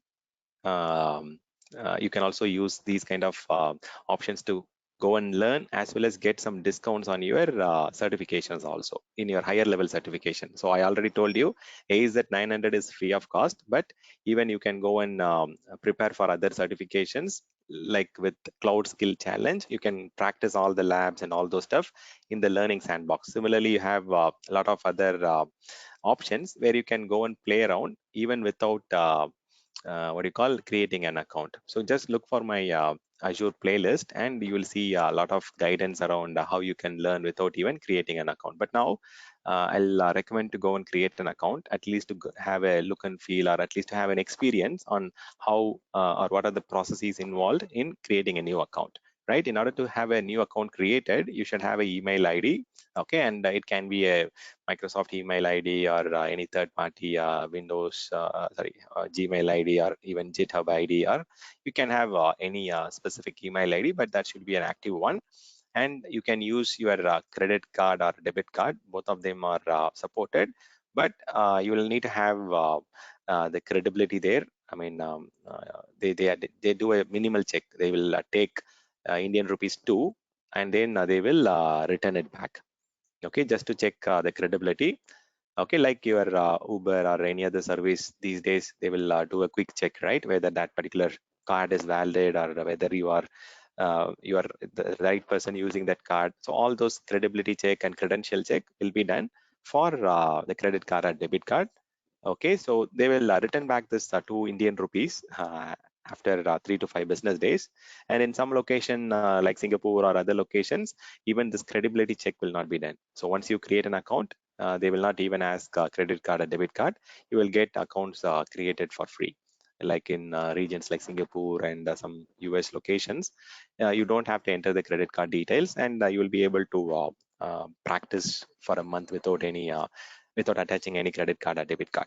Okay, so next is PAN card is optional, but yeah, you can also enter it if you're going to do business, or if you're creating it for business purpose, then you can enter it. So that is optional thing for individual accounts. You need to have a mobile number or a phone number, okay, for receiving all the verification codes and all those stuff.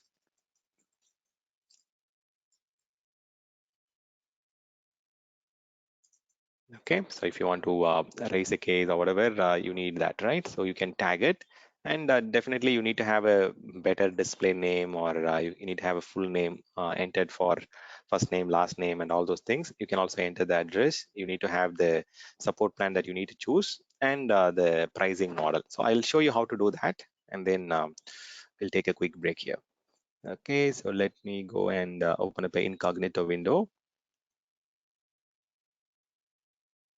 Okay, I've got multiple accounts. So I'll show you how to do it. So when you go to azure.microsoft.com, so you can start a free, you can go and create a free tier account on this particular site. Okay, azure.microsoft.com/free. Okay, you can start here. Okay, on this link, you have the option to start with the free tier. So there are various categories that you need to understand on this particular portal. Okay, I'll explain that shortly.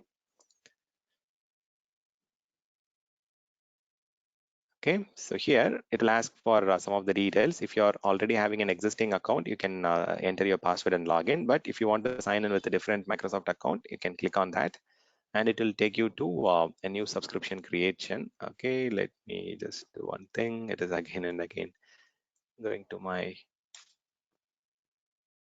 okay, I'll log out first.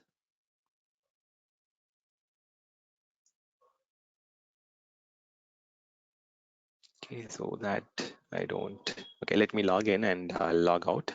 And then that way it will allow me to create a new account.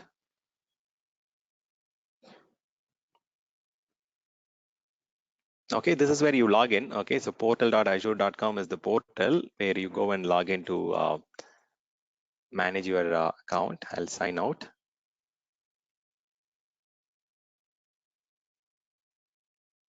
Okay, I'm connected via mobile, right? That might take some time to load. Okay, this one I want to log out.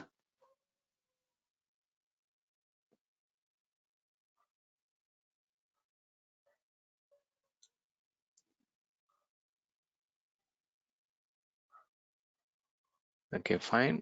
Now I can click on use another account. Here is where you have to choose new account, or I want to create a new one. Okay, so no account, create new. Okay, on this create one option, it will take you to a screen where you can enter your details. I'll just say skillupistan@gmail.com. I can also use the phone number. Okay, you can either use email address or the phone number, like your Facebook and other things, right? So it accepts both of them. Okay, it needs some unique thing. Okay, you can go and enter a password. Okay, and you will receive a code on your Gmail. Okay, let me check out for that.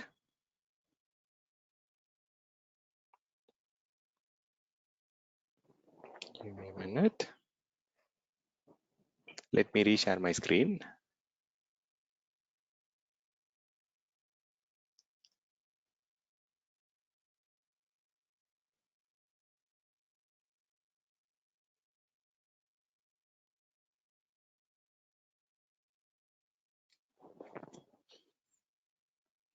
Okay, I'll show you what I have received here.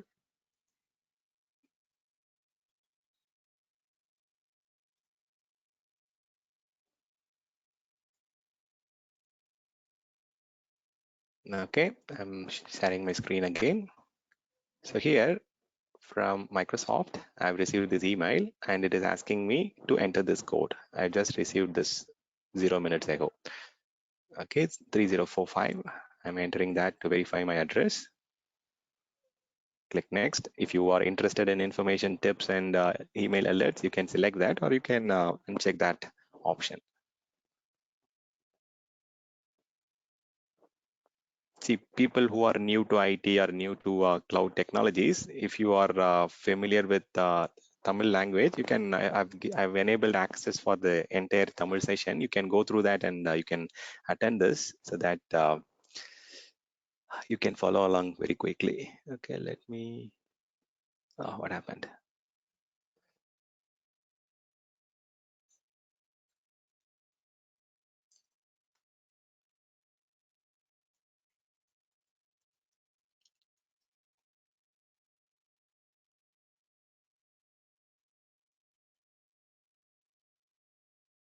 Okay, show the new message 1466. I don't know, since I'm in incognito mode, I'm not sure if I'm not seeing that puzzle. So what is this puzzle here?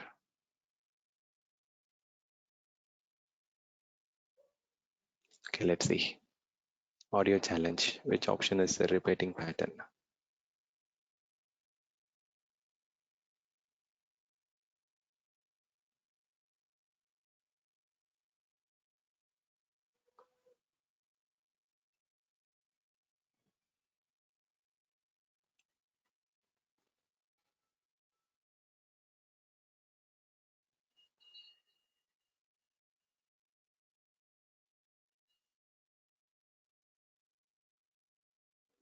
I don't know. It gave me some playback and it says incorrect. Okay, which option is a repeating pattern?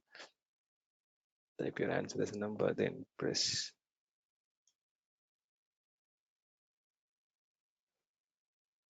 I don't know. 1 second. Let me refresh this.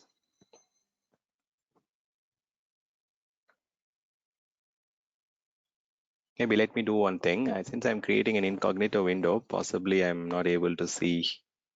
Change to a visual challenge. Okay, let's do that. But the visual challenge is not visible for me. Okay, click next. Oh, okay, here it is. Pick the penguin. Okay, I'll select this. Okay. It looks like I'm getting old. Okay, so this is the only one, right? Okay. That's not quite right. Okay, so there is a dead penguin. Huh? Let's try again. Here, can you guys help me? One is done. Where exactly? This is the penguin. Huh? Okay, let me try. Okay, where exactly?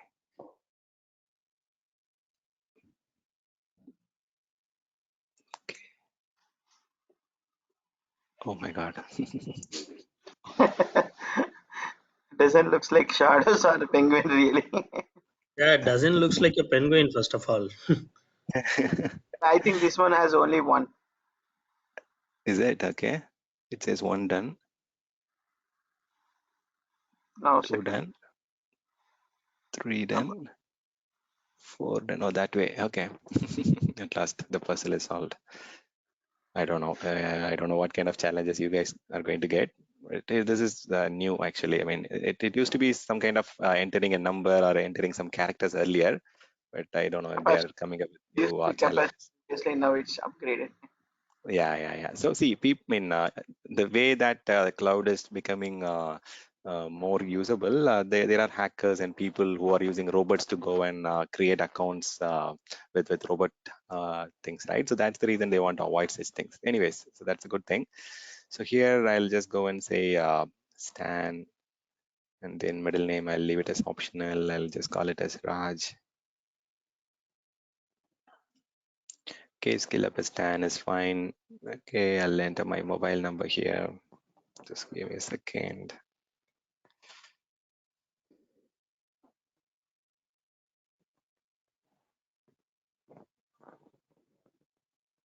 Okay, it is 82. Please do not enter the country code. Yeah, that's fine. 82485 Okay, I want to have the.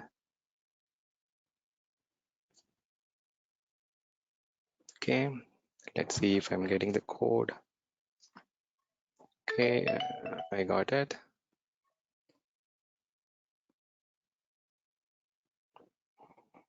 Okay, it is 164887. 164887. Okay, verify the code. Okay, looks like it is verified. I'll just say skill up with Stan. Okay, PAN card is optional. Address, I can enter some address here. Number 9. These lines are optional. I can just give Chennai. Can select Tamil Nadu. Can select the pin code. I can agree to the confirmation, subscription agreement, all those stuff. Okay, so on the right, they are also telling that there are some services which are free for 12 months, and there are services like 40 plus services which are always free. I'll explain that.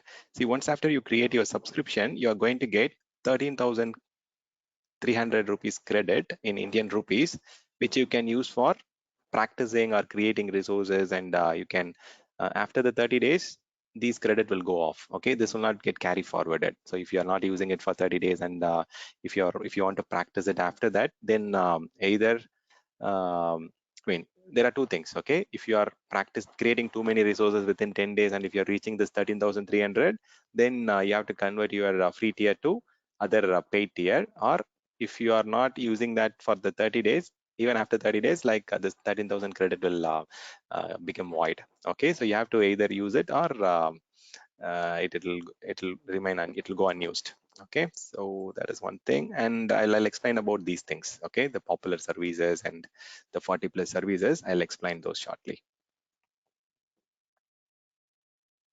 Okay, let me go and create the account. Let's not delay and get into another issue. Okay, it says identification by the card is the next step.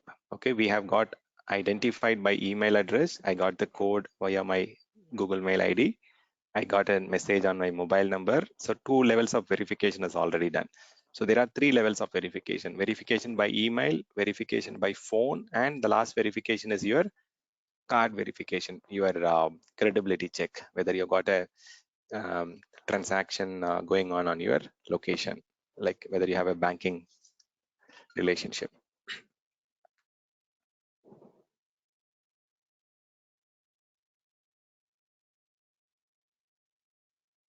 Okay, fine. Now I'm going to enter my credit card or debit card details.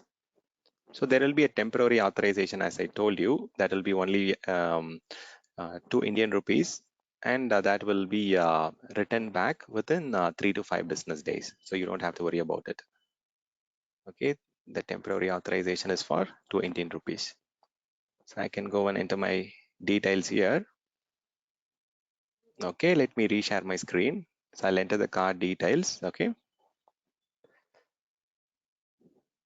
just give me a second.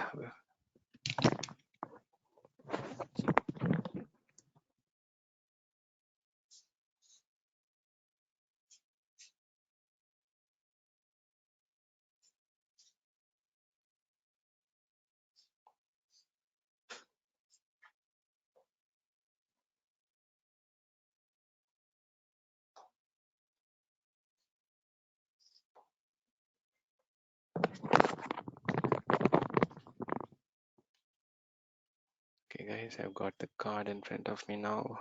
I'll enter it.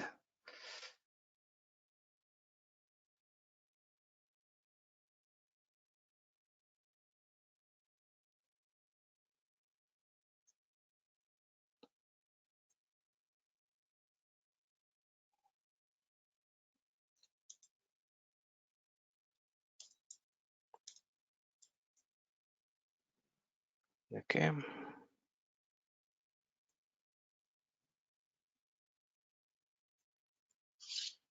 Is my screen visible? Not yet, Stan. No, Stan. Okay. No, sir. Okay. Okay. Thank you for confirming. I don't want that to get recorded, right? And just sort of getting a confirmation. Okay, good. So now I can share my screen because I'm getting a verification one-time password, which I need to enter now. Okay, so here is where you can see that you are going to get charged by 2 Indian rupees, and that is the merchant is Microsoft. Okay. Okay, I can enter the one-time password here. Sometimes, if you are lucky enough, you can create multiple accounts using the same card, but sometimes they actually store some of your card, just the phone number, email address, and all those things. It has to be unique. Okay, you cannot create multiple accounts by using the same account or same details, same account details. Okay, let's see if I'm lucky enough. I might have created using the same card. Sometimes it might throw an error. Let's see what it returns for me. Okay, looks like it took the 2 Indian rupees from my account. Yeah, I can see the message.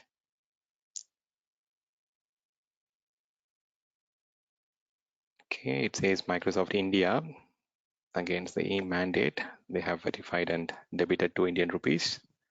So now I can go and sign up. Okay, it is confirming my information.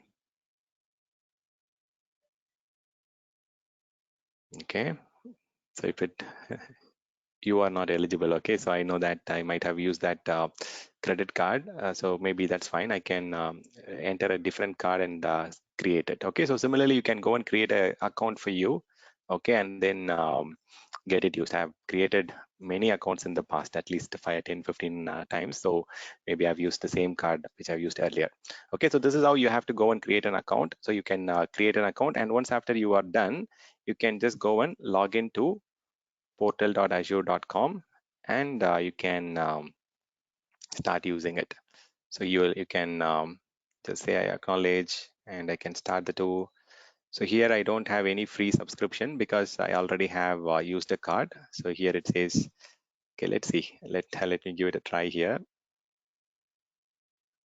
Okay, it might ask for another round of credentials, but you have to log into portal.azure.com, and you can start experiencing it. So here on this azure.microsoft.com/free site, you can go and explore all the popular services that are free for 12 months. See, if you are creating Azure virtual machines like B1S or the B1S Linux machines, it is like the AWS T2 Micro. Okay, so you can run these machines for 750 hours every month. Okay, and you can run it for 12 months without any cost. Similarly, if you're creating an Azure SQL database, which is less than 250 GB and which belongs to the standard S0 instance, you don't have to pay anything for 12 months. Similarly, there are many other services which are free for 12 months. And similarly, there are many services which are always free also. If you're going and creating app services for 10 mobile application or 10 web application with backend 1 GB storage, it is always free. There is no cost. Similarly, Azure Cosmos DB is always free.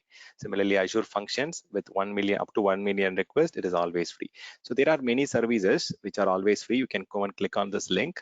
So these are services which are always free, and there are services which are free for 12 months. So you can go through the complete list and understand which ones you can practice without paying anything to Microsoft. Even within your pay-as-you-go tier for 1 year, you can use these 12 months free service or always free service without any additional cost if you are staying within that limit. Okay, you have to be just testing and learning things. You should not create something and leave it unattended. Otherwise, like if you're leaving it unattended, it might go beyond the limit, and you might get bill. Actually, they won't take anything from your card. You have to pay for it like your credit card bill. They won't auto debit, or they don't take anything directly from your account. Okay, so this is what you need to know when you are creating a new account. Any questions on this?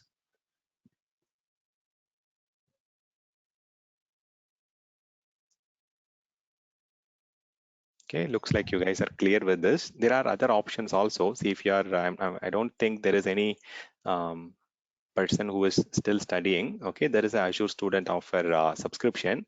You can go and create a free account, because when you are in college or when you are in university, you might not have credit card or debit card with you, right? In that case, you can start with a $100 credit, which is half the amount that you have to pay, right? If you are a person like you have to use the credit card or debit card, you get 13,300, which is equivalent to 200 USD. But if you're a student, you can get USD 100 to practice. Okay, half the amount and no credit card needed, and you can enjoy all the free services. Okay, there is a option for even the university people and the people who are at school. They can use their email ID and play around. There are many other subscriptions and offers like Visual Studio, MSD, and another subscription, and even there are some Azure Pass or Azure sponsorship. So those are all kind of thing that you can get if you are a trainer, or if you are a Microsoft certified trainer. You can get all those benefits like MSDN subscription, Visual Studio subscription, and so on. Okay, so this is what I thought of covering before the break. So if there are questions, I'll take 2 minutes to answer those questions, or else we'll take a break and come back in 15 minutes.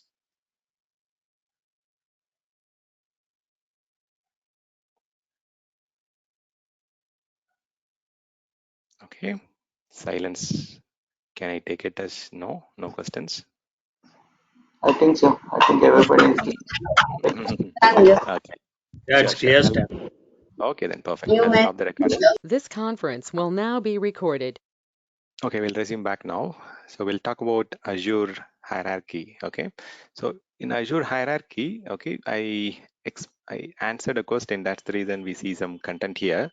So we have got 4 levels. Okay, management group, subscriptions and resource group and resources.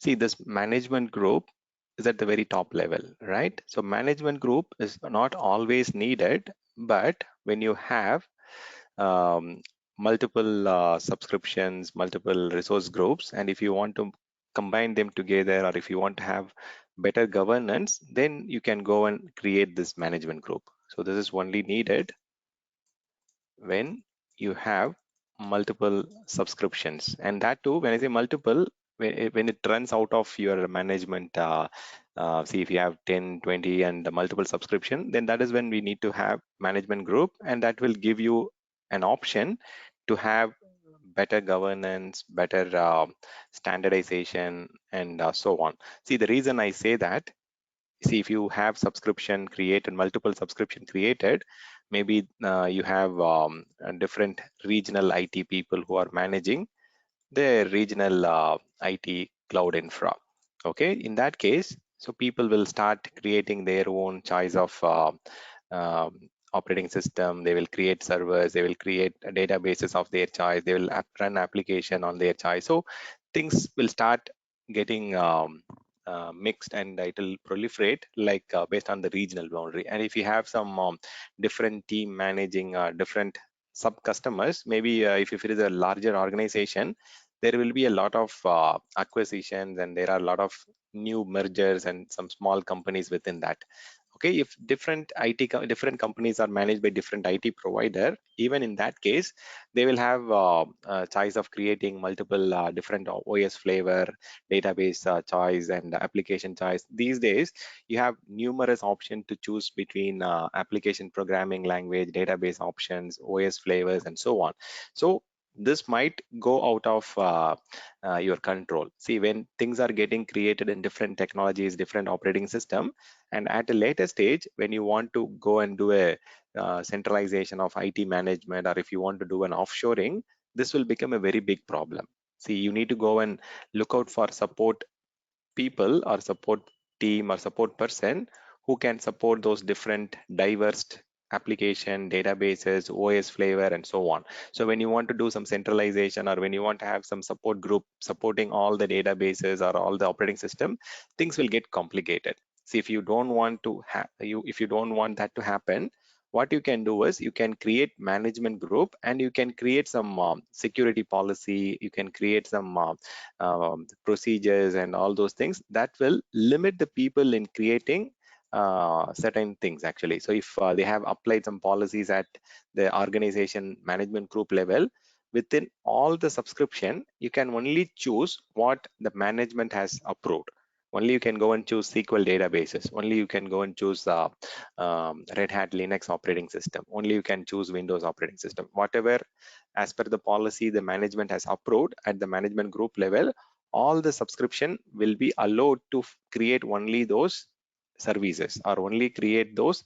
They have to follow the standards, procedures that has been created by the management. So if you have multiple subscription, things might go in chaotic situations. People will start creating services in their own choice of programming language, OS, and so on. So at the time of creation, it is all good. But when it comes to support, when it comes to forming a centralized IT team, this will become a very big bottleneck, or this will become a very big challenge. So if you want to have better security standards, security policies, compliance, and all those things applied, so you can apply all those things at the management group level. So otherwise, you can also do the same thing at the subscription level also. If you're having only one subscription, or two or three, you can do all those standards, policies, and enforcement at the subscription level also. When there are 50, 100, or thousands of subscription, you might not be able to go and apply these policies, best practices, procedures on each and every subscription. Things will go out of your control. So that is when this management groups are very, very useful. You can go and create up to 10,000 management groups. You can go and create 6 levels of depth, and there are some things that you need to know. I'll explain that shortly. Okay, so at a very higher level, you will have management group, which is really needed only when there are multiple subscriptions in your environment. Okay, and that too, it is only needed when you want to define some policies and procedures at the organization level. And definitely, if you are a large organization, there will be a lot of regional IT teams, there will be a lot of acquisitions, there will be small companies within your organization. There will be different IT teams and different, they will be following different standards when they go and choose OS, database, hardware, and other things. So you can enforce the policies to be standard across all the different sub companies or business unit and different IT support groups.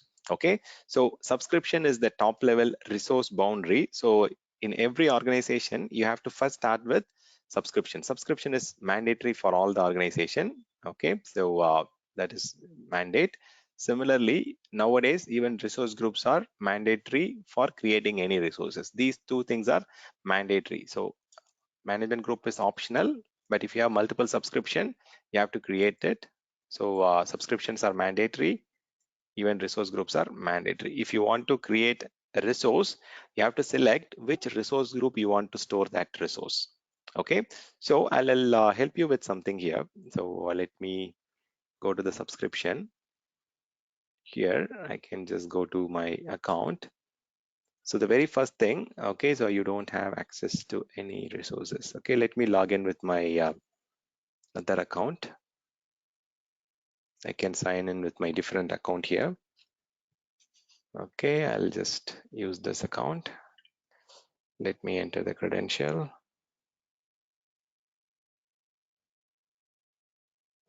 Okay.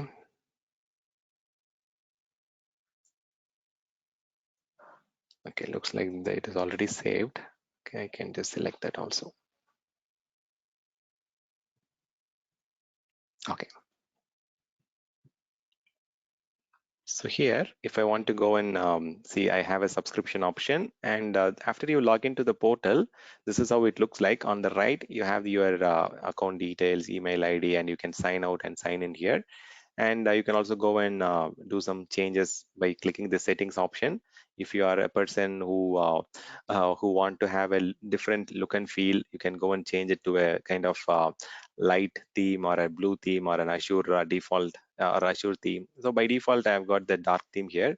But if I want to change it to something lighter like this, you can also change it. So if you want to make the theme different, you can change it. You can change it to a high contrast theme. Okay, you can also change it to fly out or docked. So docked means this menu will be docked on the left. See, if I select this, so on the left, I'll have the menu always here. So you will lose some 20% of the screen for this docked menu. So if I don't want to have this 20% occupied by this menu, I can just say fly out and apply this.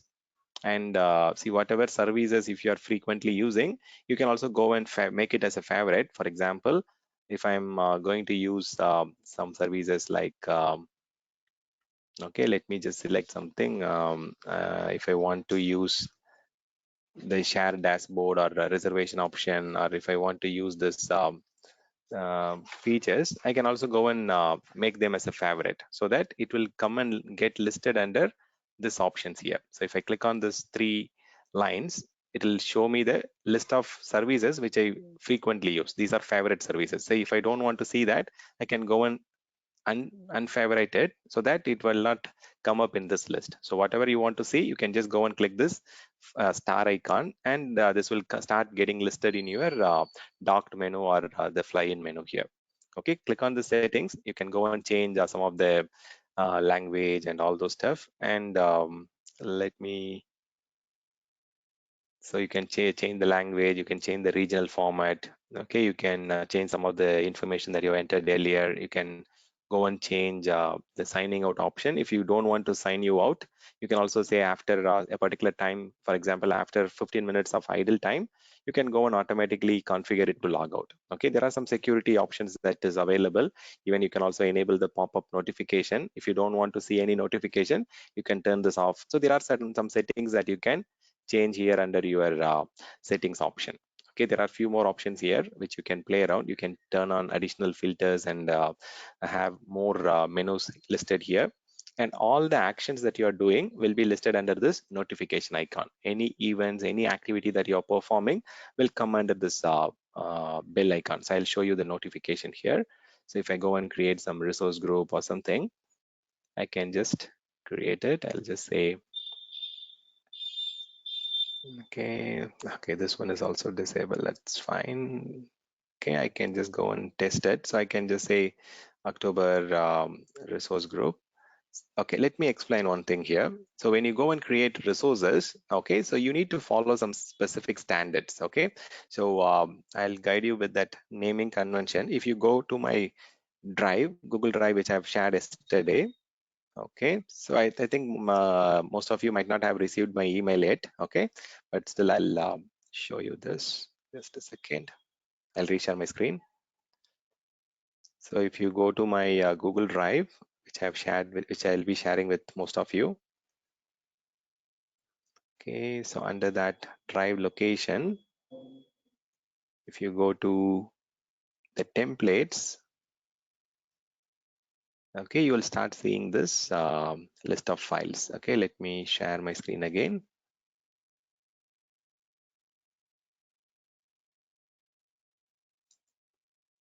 Okay, as a best practice, okay, a lot of organization will have their own naming standard or tagging standard. Okay, for example, I've given you some cloud adoption framework guide here, which will be under my templates folder in the respective Google Drive, which I will be sharing with the email ID that you have shared.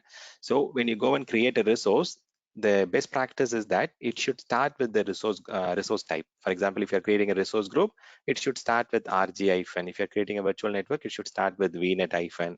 So you can have a standard like this, which can have a prefix like a 3-character or 2-character prefix, followed by the service details. So then here you should at least cover these things in your naming convention. Okay, it should cover the business unit, or it should cover the environment type, or it should cover the application or region. So if you're going and creating a resource, you can just create like this: RG hyphen, this is for finance department, and this is for production.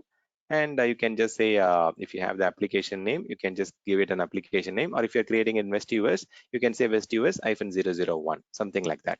So this will be a better naming format, so that by looking at the name, you can understand which department it belongs to, or which business unit it belongs to, which environment this resource group is storing the resources, and at which region, and so on. So you will have to create a name, or you will have to give a name that will be very meaningful and quick to understand, or easy to understand. So there are some naming conventions samples that are there. I'll share this document with you. So when you're going and creating a subscription or resource group or network or any resources, you can follow along the standards which can help you to name your resources better. Okay, so this is called so this is again naming convention sample document. You can also add more. I'll share this Excel sheet. You can also pick this up and use it for your customer environment. Okay, so the very first thing is you need to follow a good naming convention strategy. Okay, and you can use this. Okay, I'll share the naming convention document. So when you are starting your cloud adoption strategy, the very first thing is to go and define all these things. Okay, so very first thing is to have a naming convention properly defined for all your resources. So once after you go and by default, if you are creating a new account, you'll get a free tier subscription. Okay, if your free tier subscription is expired, you can go and convert it into pay-as-you-go subscription. Okay, so that is another after first 30 days, you can convert your subscription as pay-as-you-go subscription. Okay, so subscriptions are useful for grouping the resource group. Within the subscription, you can go and create multiple subscriptions or multiple resource groups like this. You can have as many number of resource groups. Generally, resource groups are created for grouping your resources together. For example, if you are creating a new project or new application, you can create a resource group with that application name or with that business unit name, and you can store all the resources like a virtual machine, network card, public IP. Everything is a resource in Azure platforms. If you go here, network interface card is a resource. Okay, and public IP address is a resource. Anything that can be separately called out, everything is a resource here in Azure platform. You can search all those resources under the top menu search bar here. So whatever actions you have performed, everything will be getting captured under the activity log. So whatever has been recently done, everything will be coming under the notification bell icon here. Or you can, if you want to go and look at the historical thing, you can also go and open the activity log, and you can go and understand what happened in the recent past, whether someone has deleted it, or if you want to see it for last 24 hours or last 1 week, you can just apply the filter and you can just search out what has happened in my specific subscription. Okay, I think I've just filtered this. I can remove any other filter. So I mean, whatever you have done recently, everything will come up here in your notification icon. Okay, so let me just see if I have done something. So since my subscription is active, it is not listing down. That's fine. So other options we'll explain later, the Cloud Shell and the other options here, you'll get to understand a little later. What is the question you have? Go ahead. Stan, actually, Yeah, I just want to yeah. know if we need to, do a practice in our personal laptop. What prerequisite softwares we need to install in our laptop? Is that already No prerequisite in your laptop. If you have a Google Chrome or any browser, that should be sufficient, because we are just connecting to the public cloud platform for practicing the labs and all those things. So you don't have to have anything local. See, unlike your VMware lab or any other practice that you're doing earlier, you need to create some local machines to practice. But here you can directly access using any browser, and you can start practicing on the Azure platform directly. So no need of Visual Studio or any other additional tools Not and really, not for now. Okay, at a later time when you are learning some DevOps labs, or if you are doing some kind of infrastructure as a code, at that time you might have to have some tool, but that is at a very later stage, but not for now.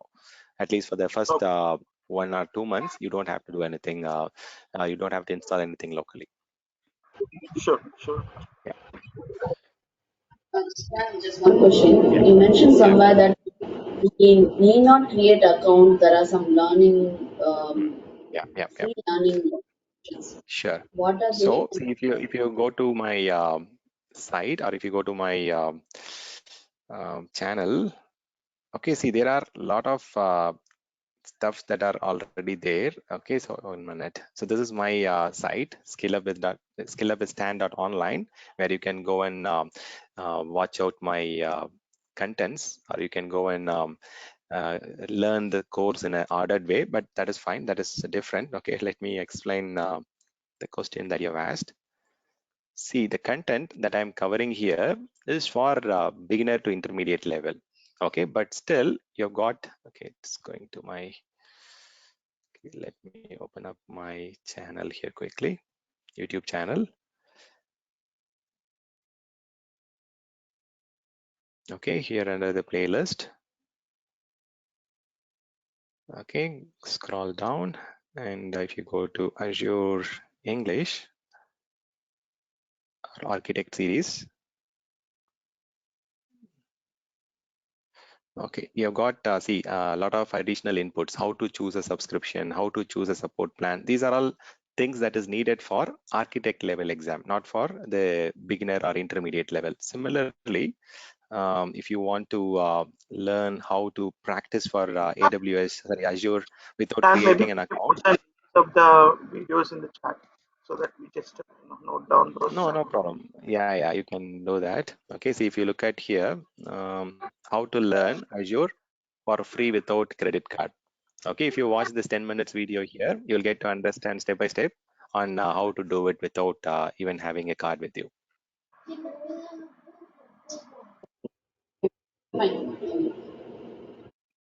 Okay, Umar, sure.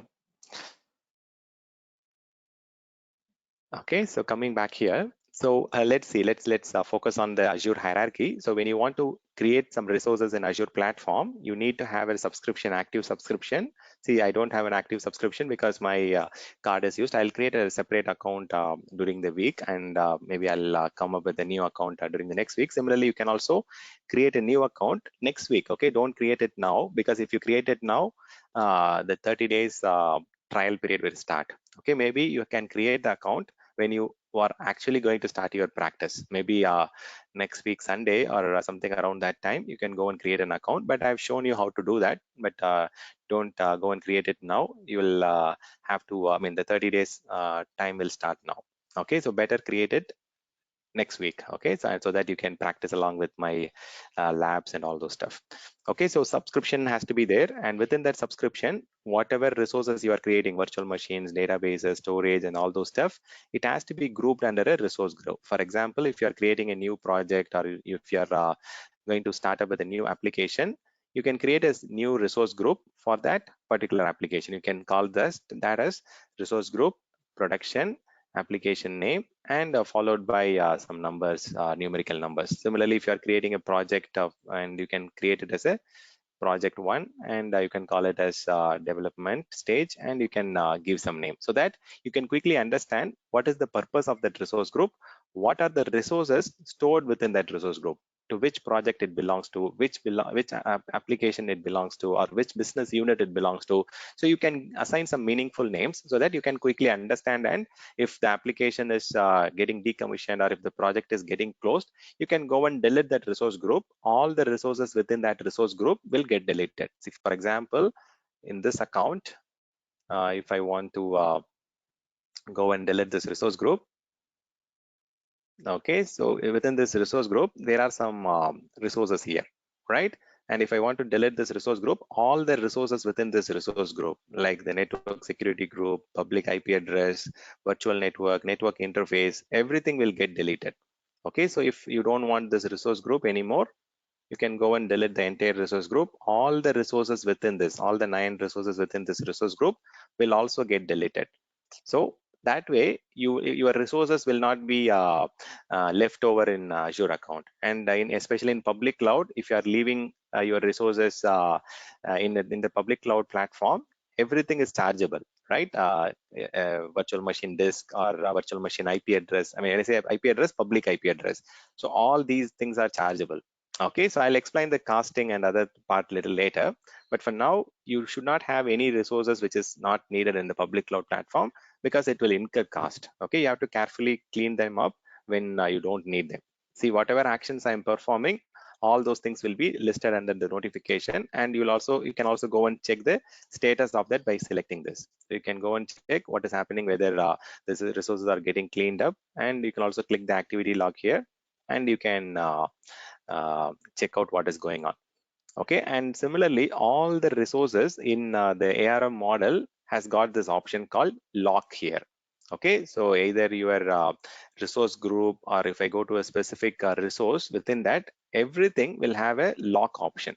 See, I'll show you that practical here.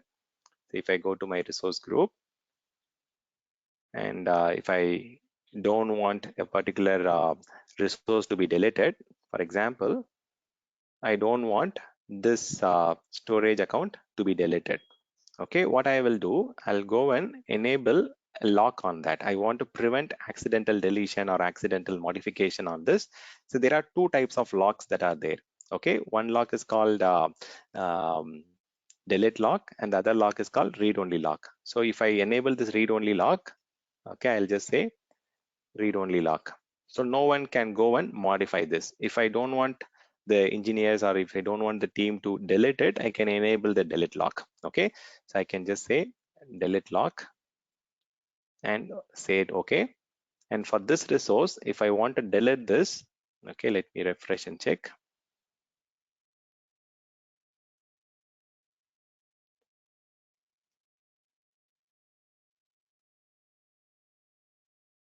Okay, looks like I since think my it's still applying notification. No, it is applying in the notification. Yeah. no, my subscription is not That is active, so maybe it will not yeah, it will not allow for some reason. But yeah, you can allow this. So this is one of the good feature that we have got. I was explaining this during the deployment model, right? Resource locking option.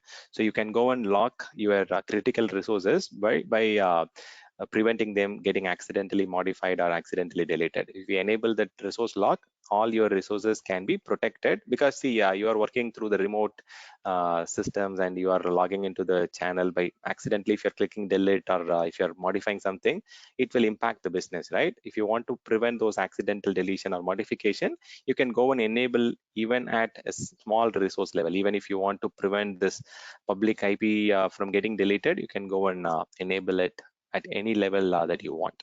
Okay, but if you delete the resource group, the entire resources, all the resources within that resource group will get deleted. So resource group is a container or a folder for storing all your resources. Okay, so that is the definition we also saw here, right? When I clicked on this option, it gave me this definition. So it is a container to hold related resources for a particular Azure solution. It can be for a project, or it can be for an application, or it can be for any business requirement. Okay, so resource group is very important to understand. So when you want to create and store any resources in Azure platform, so you have to go and do it. But then see how to decide it, how to do architecture. I'm covering it under the separate section. So how to create, or how to choose how many subscriptions are needed, or how many resource groups are needed. Those are all design principles. Those are all architectural decisions. It is already available for free in my YouTube channel. You can watch it if in case you want to learn for AZ 305. This is not needed for AZ 104 or 700. For intermediate level, you just have to practice yourself. You need to get better on hands-on exercises. You need to get familiarity with all the resources, how to create, how to delete, how to modify, what kind of options are available, what we can do and what we cannot do. All those things you have to get familiar. So the next set of classes from next Saturday onwards, it will be completely practical oriented. Only the first two classes will be theoretical. If you want to check that out, you can go to my previous session. You will have access to that. You can go and randomly check how the other sessions were delivered earlier. Okay, and some of you were not, I mean, I think one or two of you were not able to attend the previous session, and even you can attend it again for free if you are stuck with some personal commitment or official commitments. Okay, that is also good with me. Okay, so here coming back to the hierarchy, we have 4 levels of hierarchy. Management group, which is optional. When you have multiple subscription, you have to create it, but subscription is mandatory. You need to have a subscription active for creating any resources or modifying anything. You need to have an active subscription, and within that you will have to segregate the different resources as resource group. So how do we generally segregate it? See, even the subscription level, you can go and create multiple subscription for these purposes. When I say these purposes, you can segregate them by resource boundary. So if you want to create, if you want to store different resources managed by different support teams, you can create separate subscription for them. Similarly, if you want to get a separate bill for separate set of application or resources, you can also create a separate subscription so that you get a separate bill for that. Okay, so for example, when there is a large organization which is doing a acquisition of some small companies, they will create a separate subscription for that acquired company or that child company or the company which they have acquisition. So that if they want to sell this company off again to someone else, they can move that subscription easily to the new provider or the new organization to whom they are selling. So if they are adding all those child organization contents into the main subscription, they will have challenges in moving them out. So in general, when there is an acquisition happening or when there are a lot of child companies within a large organization, they will create separate subscription for each of their acquisition company as well as the child companies that they have, the sub companies that they have. Even some organization, they will go and create subscription for different business unit, for different departments, for different organizational structure. They will go and create a separate resource group. So if they want to have different management boundary, or if they want to have separate security boundary, we can go and create multiple subscription based on these strategies. Okay, if you want to give permission to specific set of people or specific set of team members, for even that case also you can go and segregate them with a separate subscription so that those people will have only access to those subscription alone. See, if you are a smaller organization or a medium size organization, you can do all these things using the resource group itself. But if you are a very large organization, these kind of segregation can be done at the subscription level itself, so that you get a proper way of controlling things, standardizing things, or setting up the permissions, policies, best practices can be applied for individual subscription where you have that requirement. Okay, generally we will go and create subscription to segregate the resource, or to have a separate billing that comes every month, or if in case we have separate management people in different region, maybe for Asia support we'll have separate set of team, for Europe we'll have a separate set of regional support team. So in such cases we can also have different subscription created for such cases. Okay, even if you want some of the services to be accessed only by the security team or only by the HR team, you can also go and create a separate subscription for those application and for those resources which is very highly confidential and very highly where limited access should be provided.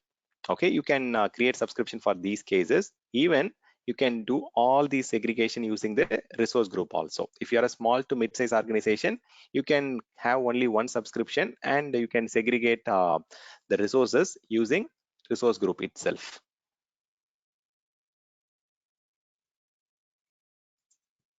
Okay, so you can resource group is a container to combine, or it's a collection of resources. Resource group is nothing but it's a collection of resources that will get stored within a specific folder. Okay, this is the folder here, right? That's what I showed you. So resource group is nothing but a folder or a container where you can go and store the related resources within that. Okay, so any questions so far? So resource is nothing but your public IP address, virtual machine. Public IP is a resource, network interface card is a resource, disk is a resource, network security group is a resource. You can keep listing them. There are many web application is a resource. Anything that can be created separately in Azure platform, it is a resource. See, if you look at here, you have a very big list of resources. Okay, so you can go and create a storage account, load balancer, virtual machine, databases. You can create a logging account. Okay, so whatever you can create in Azure platform, each and every unique thing is a resource in Azure platform. Okay, so these are the 4 levels of hierarchy that you need to understand. So the more we start discussing on the practical aspect, we'll start creating these things again and again, so you can get more clarity on these aspects. Okay, so the next one, let's do one thing. Let's go and talk about the Azure geographical presence. We have got some time now. Okay, let's do that.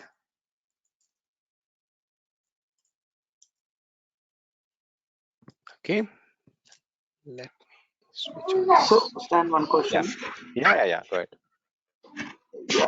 So, if you said management groups are optional, so without management groups also we can just create separate subscription, or it is the same hierarchy we have to follow. Like we have to create a management group, then only we can create a subscription.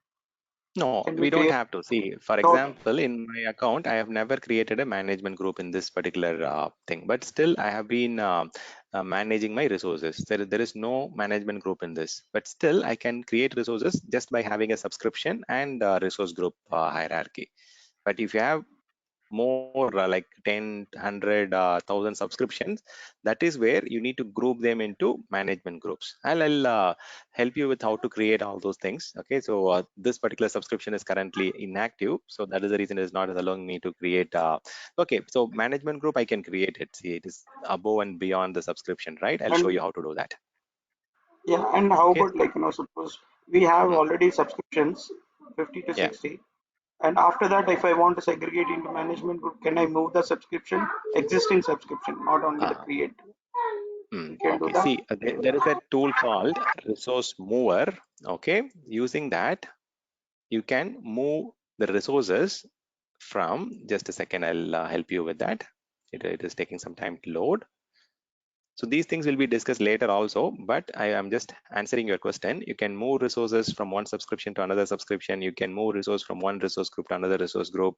You can move resources from one region to another region. So if you want to move from one thing to another thing, that is possible. See, at the end, resources is what is matters. Okay, so you don't have to think about the management group or subscription group. That is at a very higher level hierarchy, right? So you can move resources between these things using the Azure Resource Mover tool. Okay, understood. Yeah. Okay, fine. Now coming to Azure geographical presence. Okay, Azure is available globally, right? So if I say geographical presence, I'm talking about their global infrastructure, where they are present and from where they are giving the services and so on. Okay, so the Azure infrastructure is made up of few key components. So the very first thing is called geographies. Okay, this is mainly for data regulation or data security standard.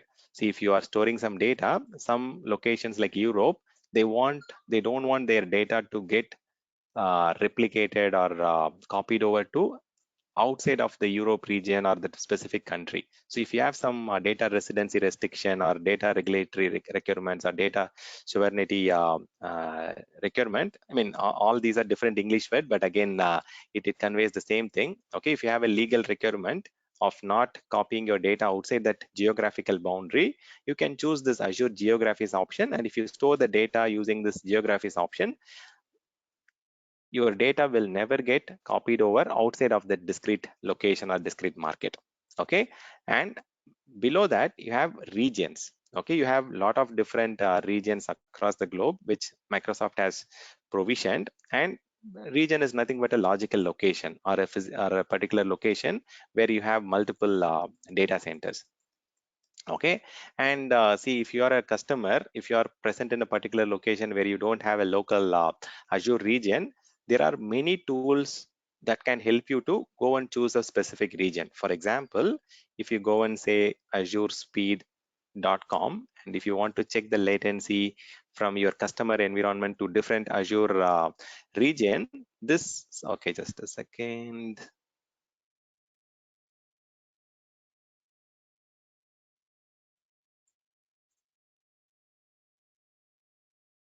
Okay, azurespeed.com, this is where I went, but maybe they might have changed the sub option. Okay, you can go and check the latency to different geographical locations. See, for example, see, generally it is not just about latency, network latency, right? Maybe if you are starting to upload some content, or if you are uploading some data to the storage, there you might have some delays and so on. So you can do all these tests before you can go and choose a specific Azure region. See, for example, if I'm based out of Asia Pacific, and if I want to choose which location is suitable for my customer location, you have to do the test from the customer location, actually, not from your desktop. So you have to do it from the customer server or customer location. You'll get to understand which one is better for running your application, or from your customer environment, which is the closest one. If you look at here, Pune data center is showing 80 millisecond. Similarly, for me, Chennai data center is showing me 68 millisecond. So similarly, I can choose which one is best for me. See, maybe I'm based out of Bangalore or somewhere in Delhi. For me, like I might get something which are very closer enough. So I can uncheck the other option, and then I can fine tune the options to only those options which are very close enough. For example, South India, Central India, and West India are very close enough for me. Now I can choose which one is giving me very less latency, which one is faster for me. And after that, you can go and do some region to region latency check, because if you want to set up a DR or disaster recovery, you can select which is the primary region and which one can be secondary, and all those decisions can be made. Similarly, you can do some upload download test to that particular region, and you can decide which region is suitable for you. So Azure has got many regions like this, and you can choose the region which is suitable for you. Okay, for example, you should not consider India as a region. Within India, you have got three different logical locations or logical region. So you have got Pune, and you have got Chennai, and you have got Mumbai. Okay, so you have got three options here. So central India is Pune, West India is Mumbai, and South India is Chennai. So you have three logical locations which you can choose for running your services. And if you want to have a DR setup, you can have Chennai as your primary, and you can have Mumbai as your secondary, so that they both are in different coast, right? So you can have even if one data center goes down, or if one region goes down, you can have your application available on another region, and even that will be within the geographical boundary also. So region is not attached to a country, even within one country, you will have multiple regions. See, for example, if you look at US location alone, you'll have many different regions. So US alone has got 5, 8, 9 different regions. So within a region, within a continent or within a particular location, you'll have multiple regions and multiple logical location. Okay, so let's go here. So region is a logical location. You can choose the region by going and doing some kind of test. So that is one example site. There are many other online testing sites that are available. Okay, so if you want to choose between different providers, that is also available. Okay, so latency test between Azure, AWS, GCP. If you want to do that, there are tools which can give you performance statistics with different cloud provider also. If you want to check, check against AWS, and if you want to do check against Azure and all those things, you'll get the latency report and you can compare it, and you can decide which cloud provider is providing you the better latency, and you can go for that particular provider also. You have tools which can help you choose between providers. You have tools which can help you to choose which region is better for your customer location, and you can choose that particular region. Okay, next you have got availability zone within that region. So after you have chosen the region, you can choose the availability zone. Availability zone is a physical data center. So in every region, you will have one or more physical data centers. Okay, in some locations like US East and some major locations, you'll have even 5 to 6 data center within the same region also, so that you can have multiple data centers running your services. Even if one data center goes down, the other data center will still have your services running. So you can have independent power, independent cooling infrastructure, independent networking, and so on for each of your physical data center. If there is a power outage on one of the data center, if there is a issue going on because of the cooling infrastructure in one of the data center, the other data centers will still be available. They are all physical separate location with some specific difference or difference in demography. So you will have some distance between these data centers. If one goes down, they are separate physical buildings. Okay, so I can show you that. I think I'm yet to show the slide decks here, right?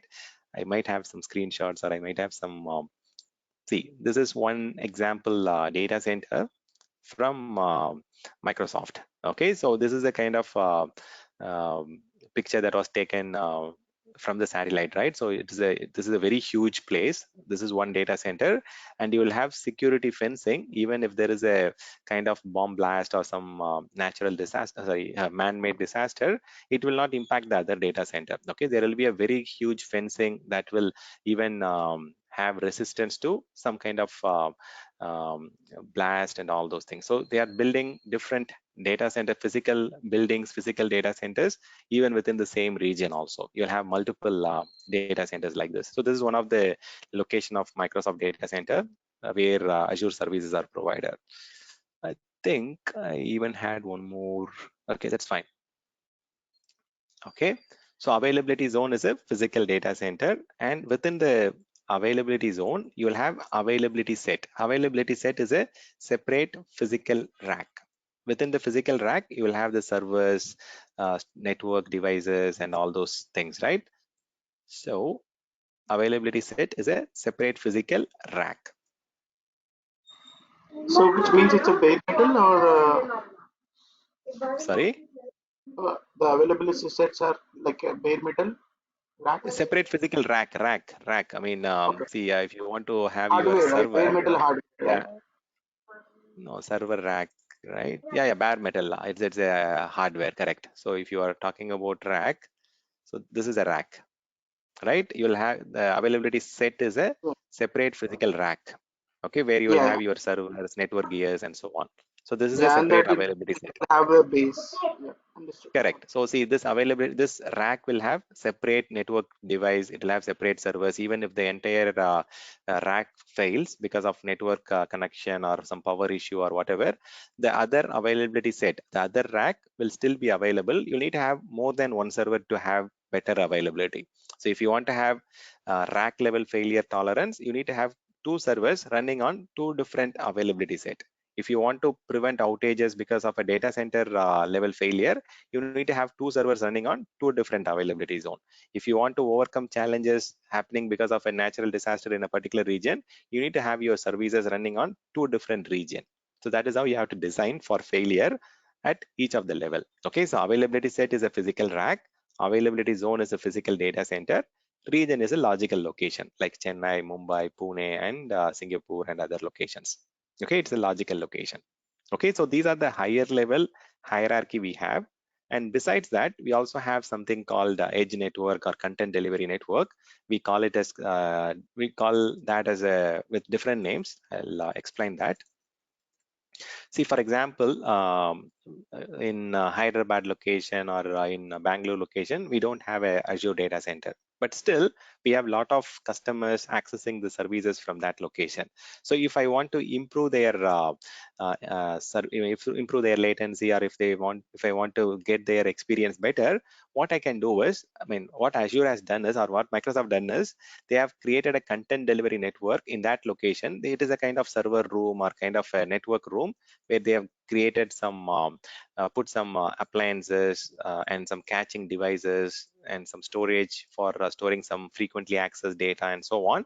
And whatever data that particular customer is accessing from that particular location will have a very good latency, very good performance when they do an upload, download, or when they access some particular sites. This content delivery network will catch all the frequently accessed content and it will deliver it. So they call it as cloud front. It is one location before the cloud. It is cloud front. Okay, or they call it as they call it as edge location. They call it as with different name, catching location, or so this is a kind of location where the appliances will catch the frequently accessed data, and whoever is accessing it subsequently will get better performance because they are frequently accessing the data. That catch data will come from this content delivery network. So there are many locations Microsoft has got as a content delivery network. So let's go and look at the geographical view here.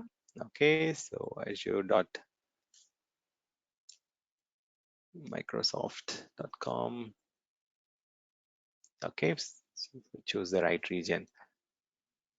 So even there is a graphical view. I think you can click on explore the globe. This will take you to an infrastructure map.microsoft.com. You can open up this site to explore which are the locations that Microsoft is available. I mean, Microsoft Azure is providing services from, and what are the different options that you can choose for primary and secondary and so on. See, Microsoft has given you a pre-prepared pad region concept. See, if you want to have a DR setup or a disaster recovery setup, okay, you can go and choose the pad region. Okay, so the advantage of going with Microsoft pad region, for example, they will say for Chennai, Mumbai is the secondary or Pune is the secondary. So they are separated by very good miles of kilometers, or like they are separated by good number of 200 miles, or there is a very good difference, right? So similarly, when they have a pad region, each of the region will have at least 300 miles or 200 miles difference, so that if there is any natural disaster or any impact that is going on a particular region, it will not impact the other region. Okay, for example, if you choose US East as the primary, they will give you an option like US West as the secondary. Okay, I can show you that while this globe is loading. Okay, so since I'm connected via mobile, it is taking some time to load. Maybe if you are using a very good very good network, you can access this very quickly. Okay, you can look at it. Okay, it gives you how the connections are made. So the very important point that you need to understand from this, Microsoft has got their own network cabling across the globe.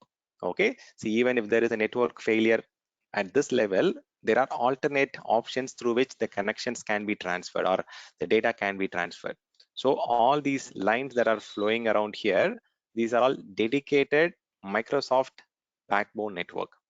Okay, so all these are Microsoft dedicated network, so they are not taking anything from outside. So these satellites and all those stuff, it's all Microsoft owned proprietary things.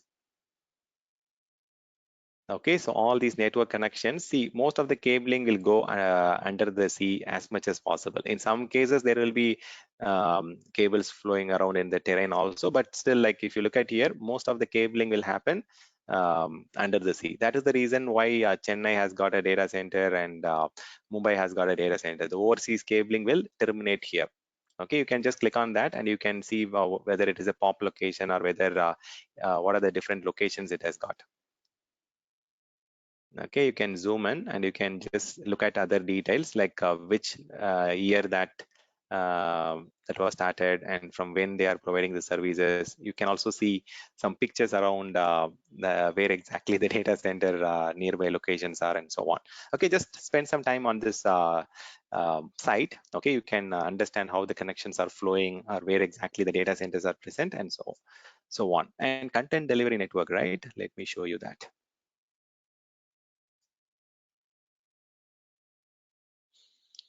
Sure.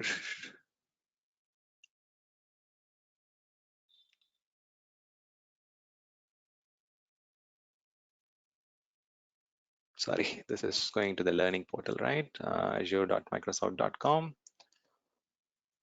Azure Geographical Region.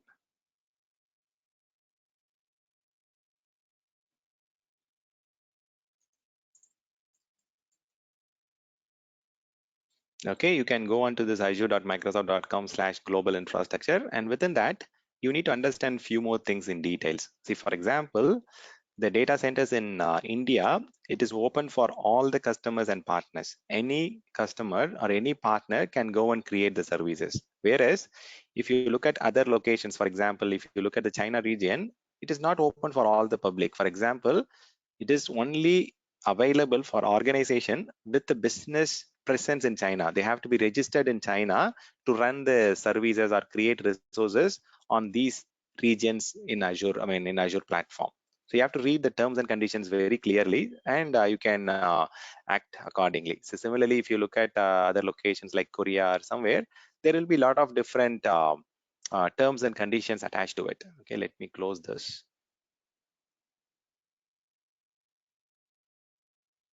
Okay, sorry.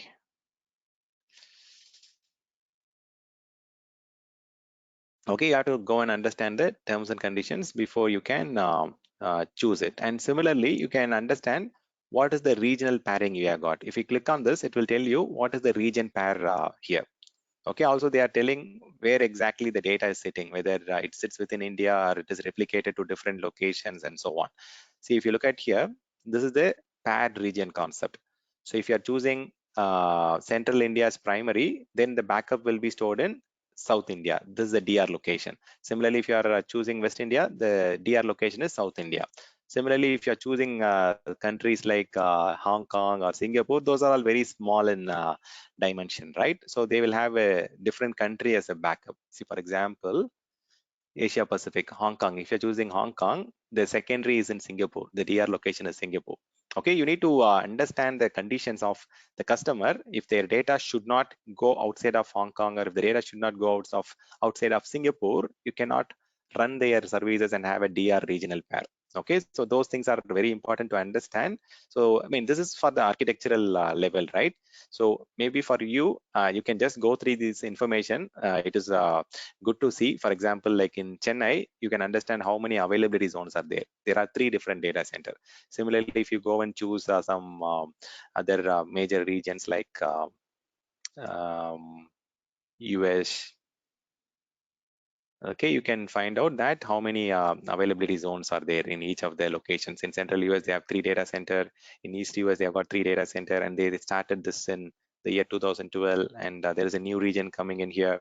So you can get to understand a lot of different things and what are the different compliance offering we have. If you are going to create a project or if you're going to create a new application, they will ask what kind of compliance offering is there in that data center. If you want to go through that, you can click on this link. This will give you the complete listing of what are the different certification or legal approvals they have got, accreditation they have got.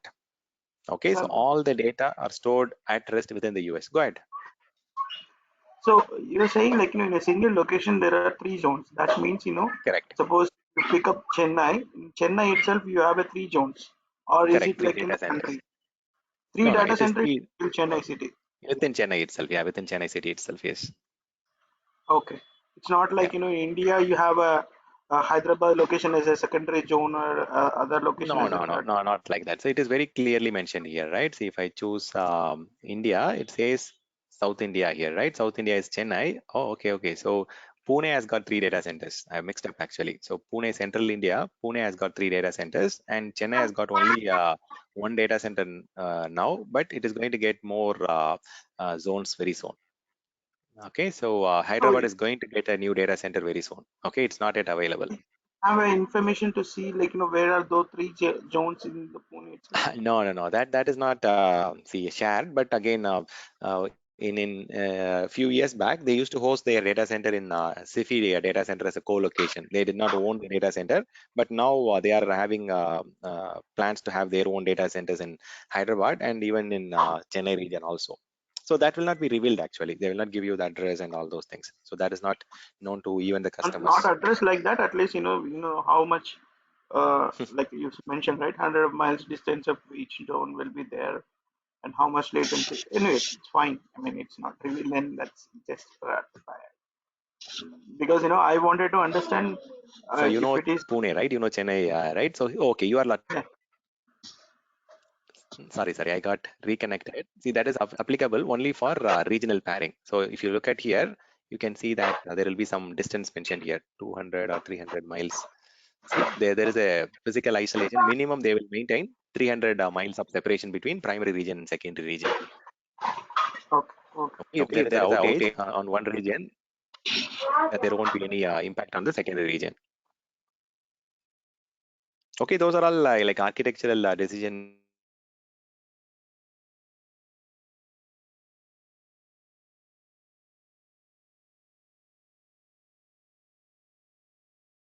I think we lost your voice now.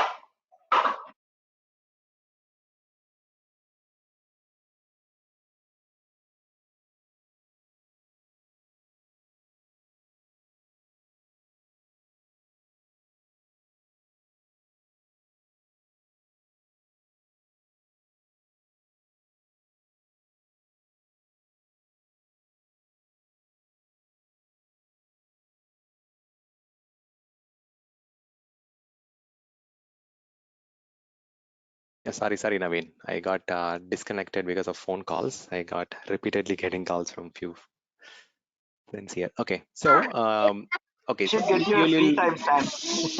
yeah, yeah, When yeah. you would be free to take our calls. I think No, you're no. The so thing is, I generally don't get distracted during the training because I used to use my broadband connection. So because of heavy rain yesterday, the I understand. connection I understand. affected. I Yeah, yeah. totally understand.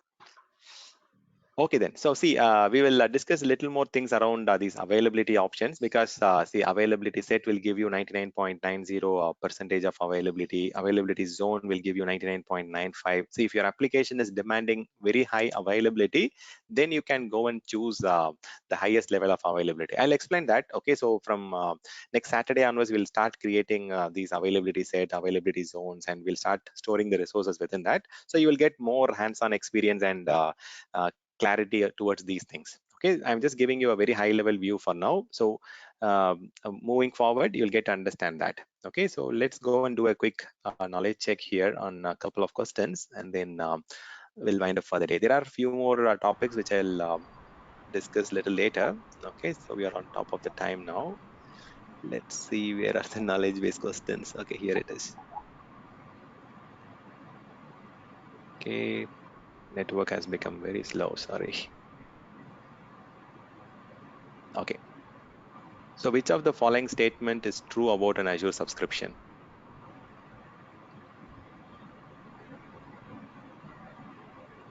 Uh, Second and third. No, only one option. See, this is like Logical. multiple choice, The and second it one. is the And second one, second Logical. one right? is correct. Yeah. Logical. Second one. Oh, correct. Why you said you can't And have more than one subscription? You can have as many subscriptions as you want. You can And have I was 10,000 thinking subscriptions about the also. account. Each one, you have only one Okay, account. okay. Got it, got it. So your billing is based on your usage of Azure resources, and it is invoiced Monthly. monthly, right? Very good. Okay. So when you create an Azure resource like virtual machine, you select which one it belongs to. Subscription.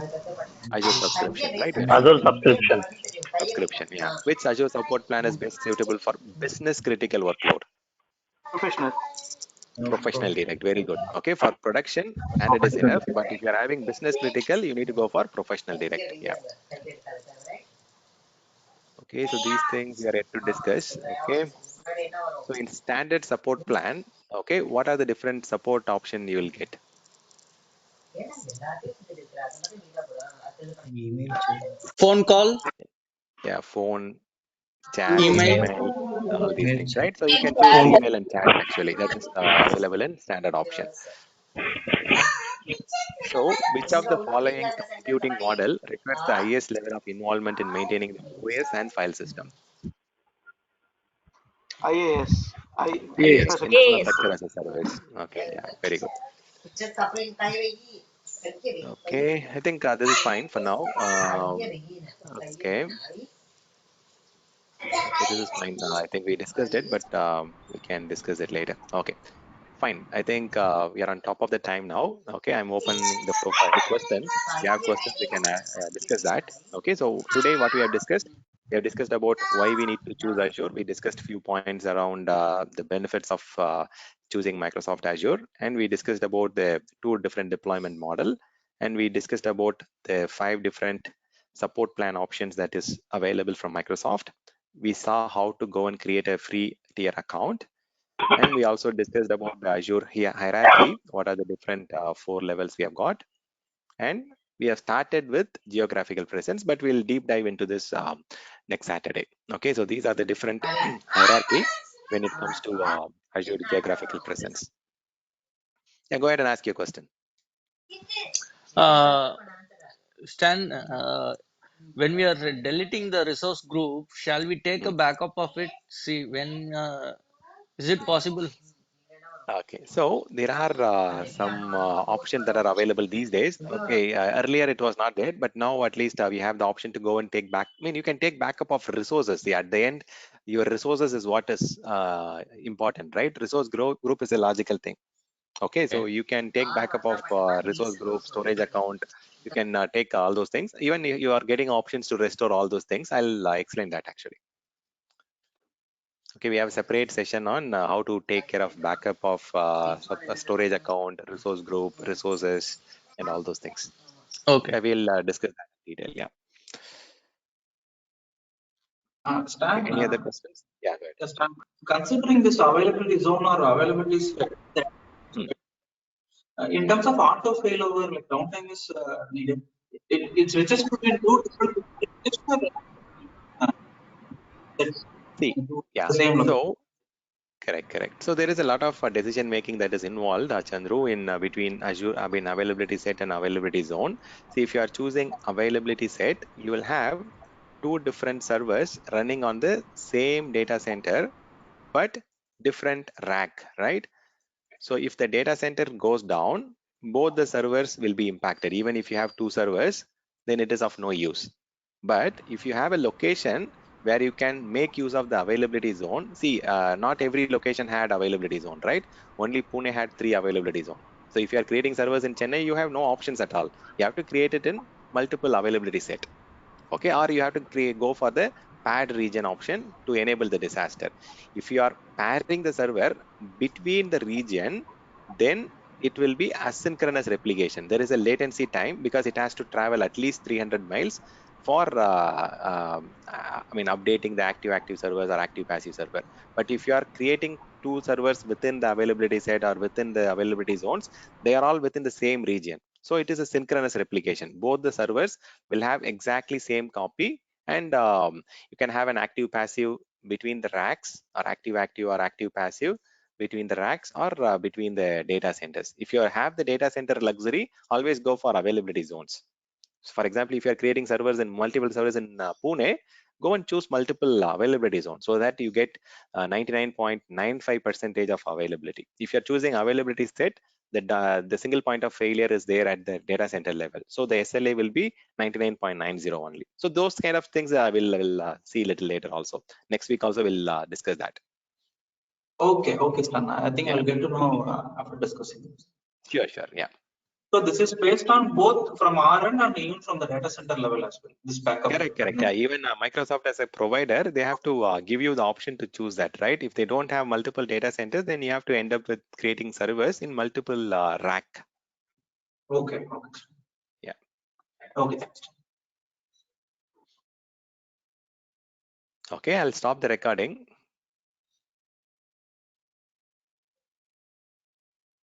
Okay, so if you don't have question, feel free to drop off. Thank you for joining today, and have a good week ahead with your work. Okay, take some rest. Okay, thank you all. Good night. Stan, I'll just call Thank you you. 1 minute. WhatsApp. Thank you. Yeah, sure. Call me. Yeah, sure, Naveen. Thank you, sir. Bye. Thank you all. Bye. Thank you. Thanks for the session, Stan. Bye. Sure, no problem. Yeah, thank you all. Thank you. Thank you, Stan. Thank you, Stan.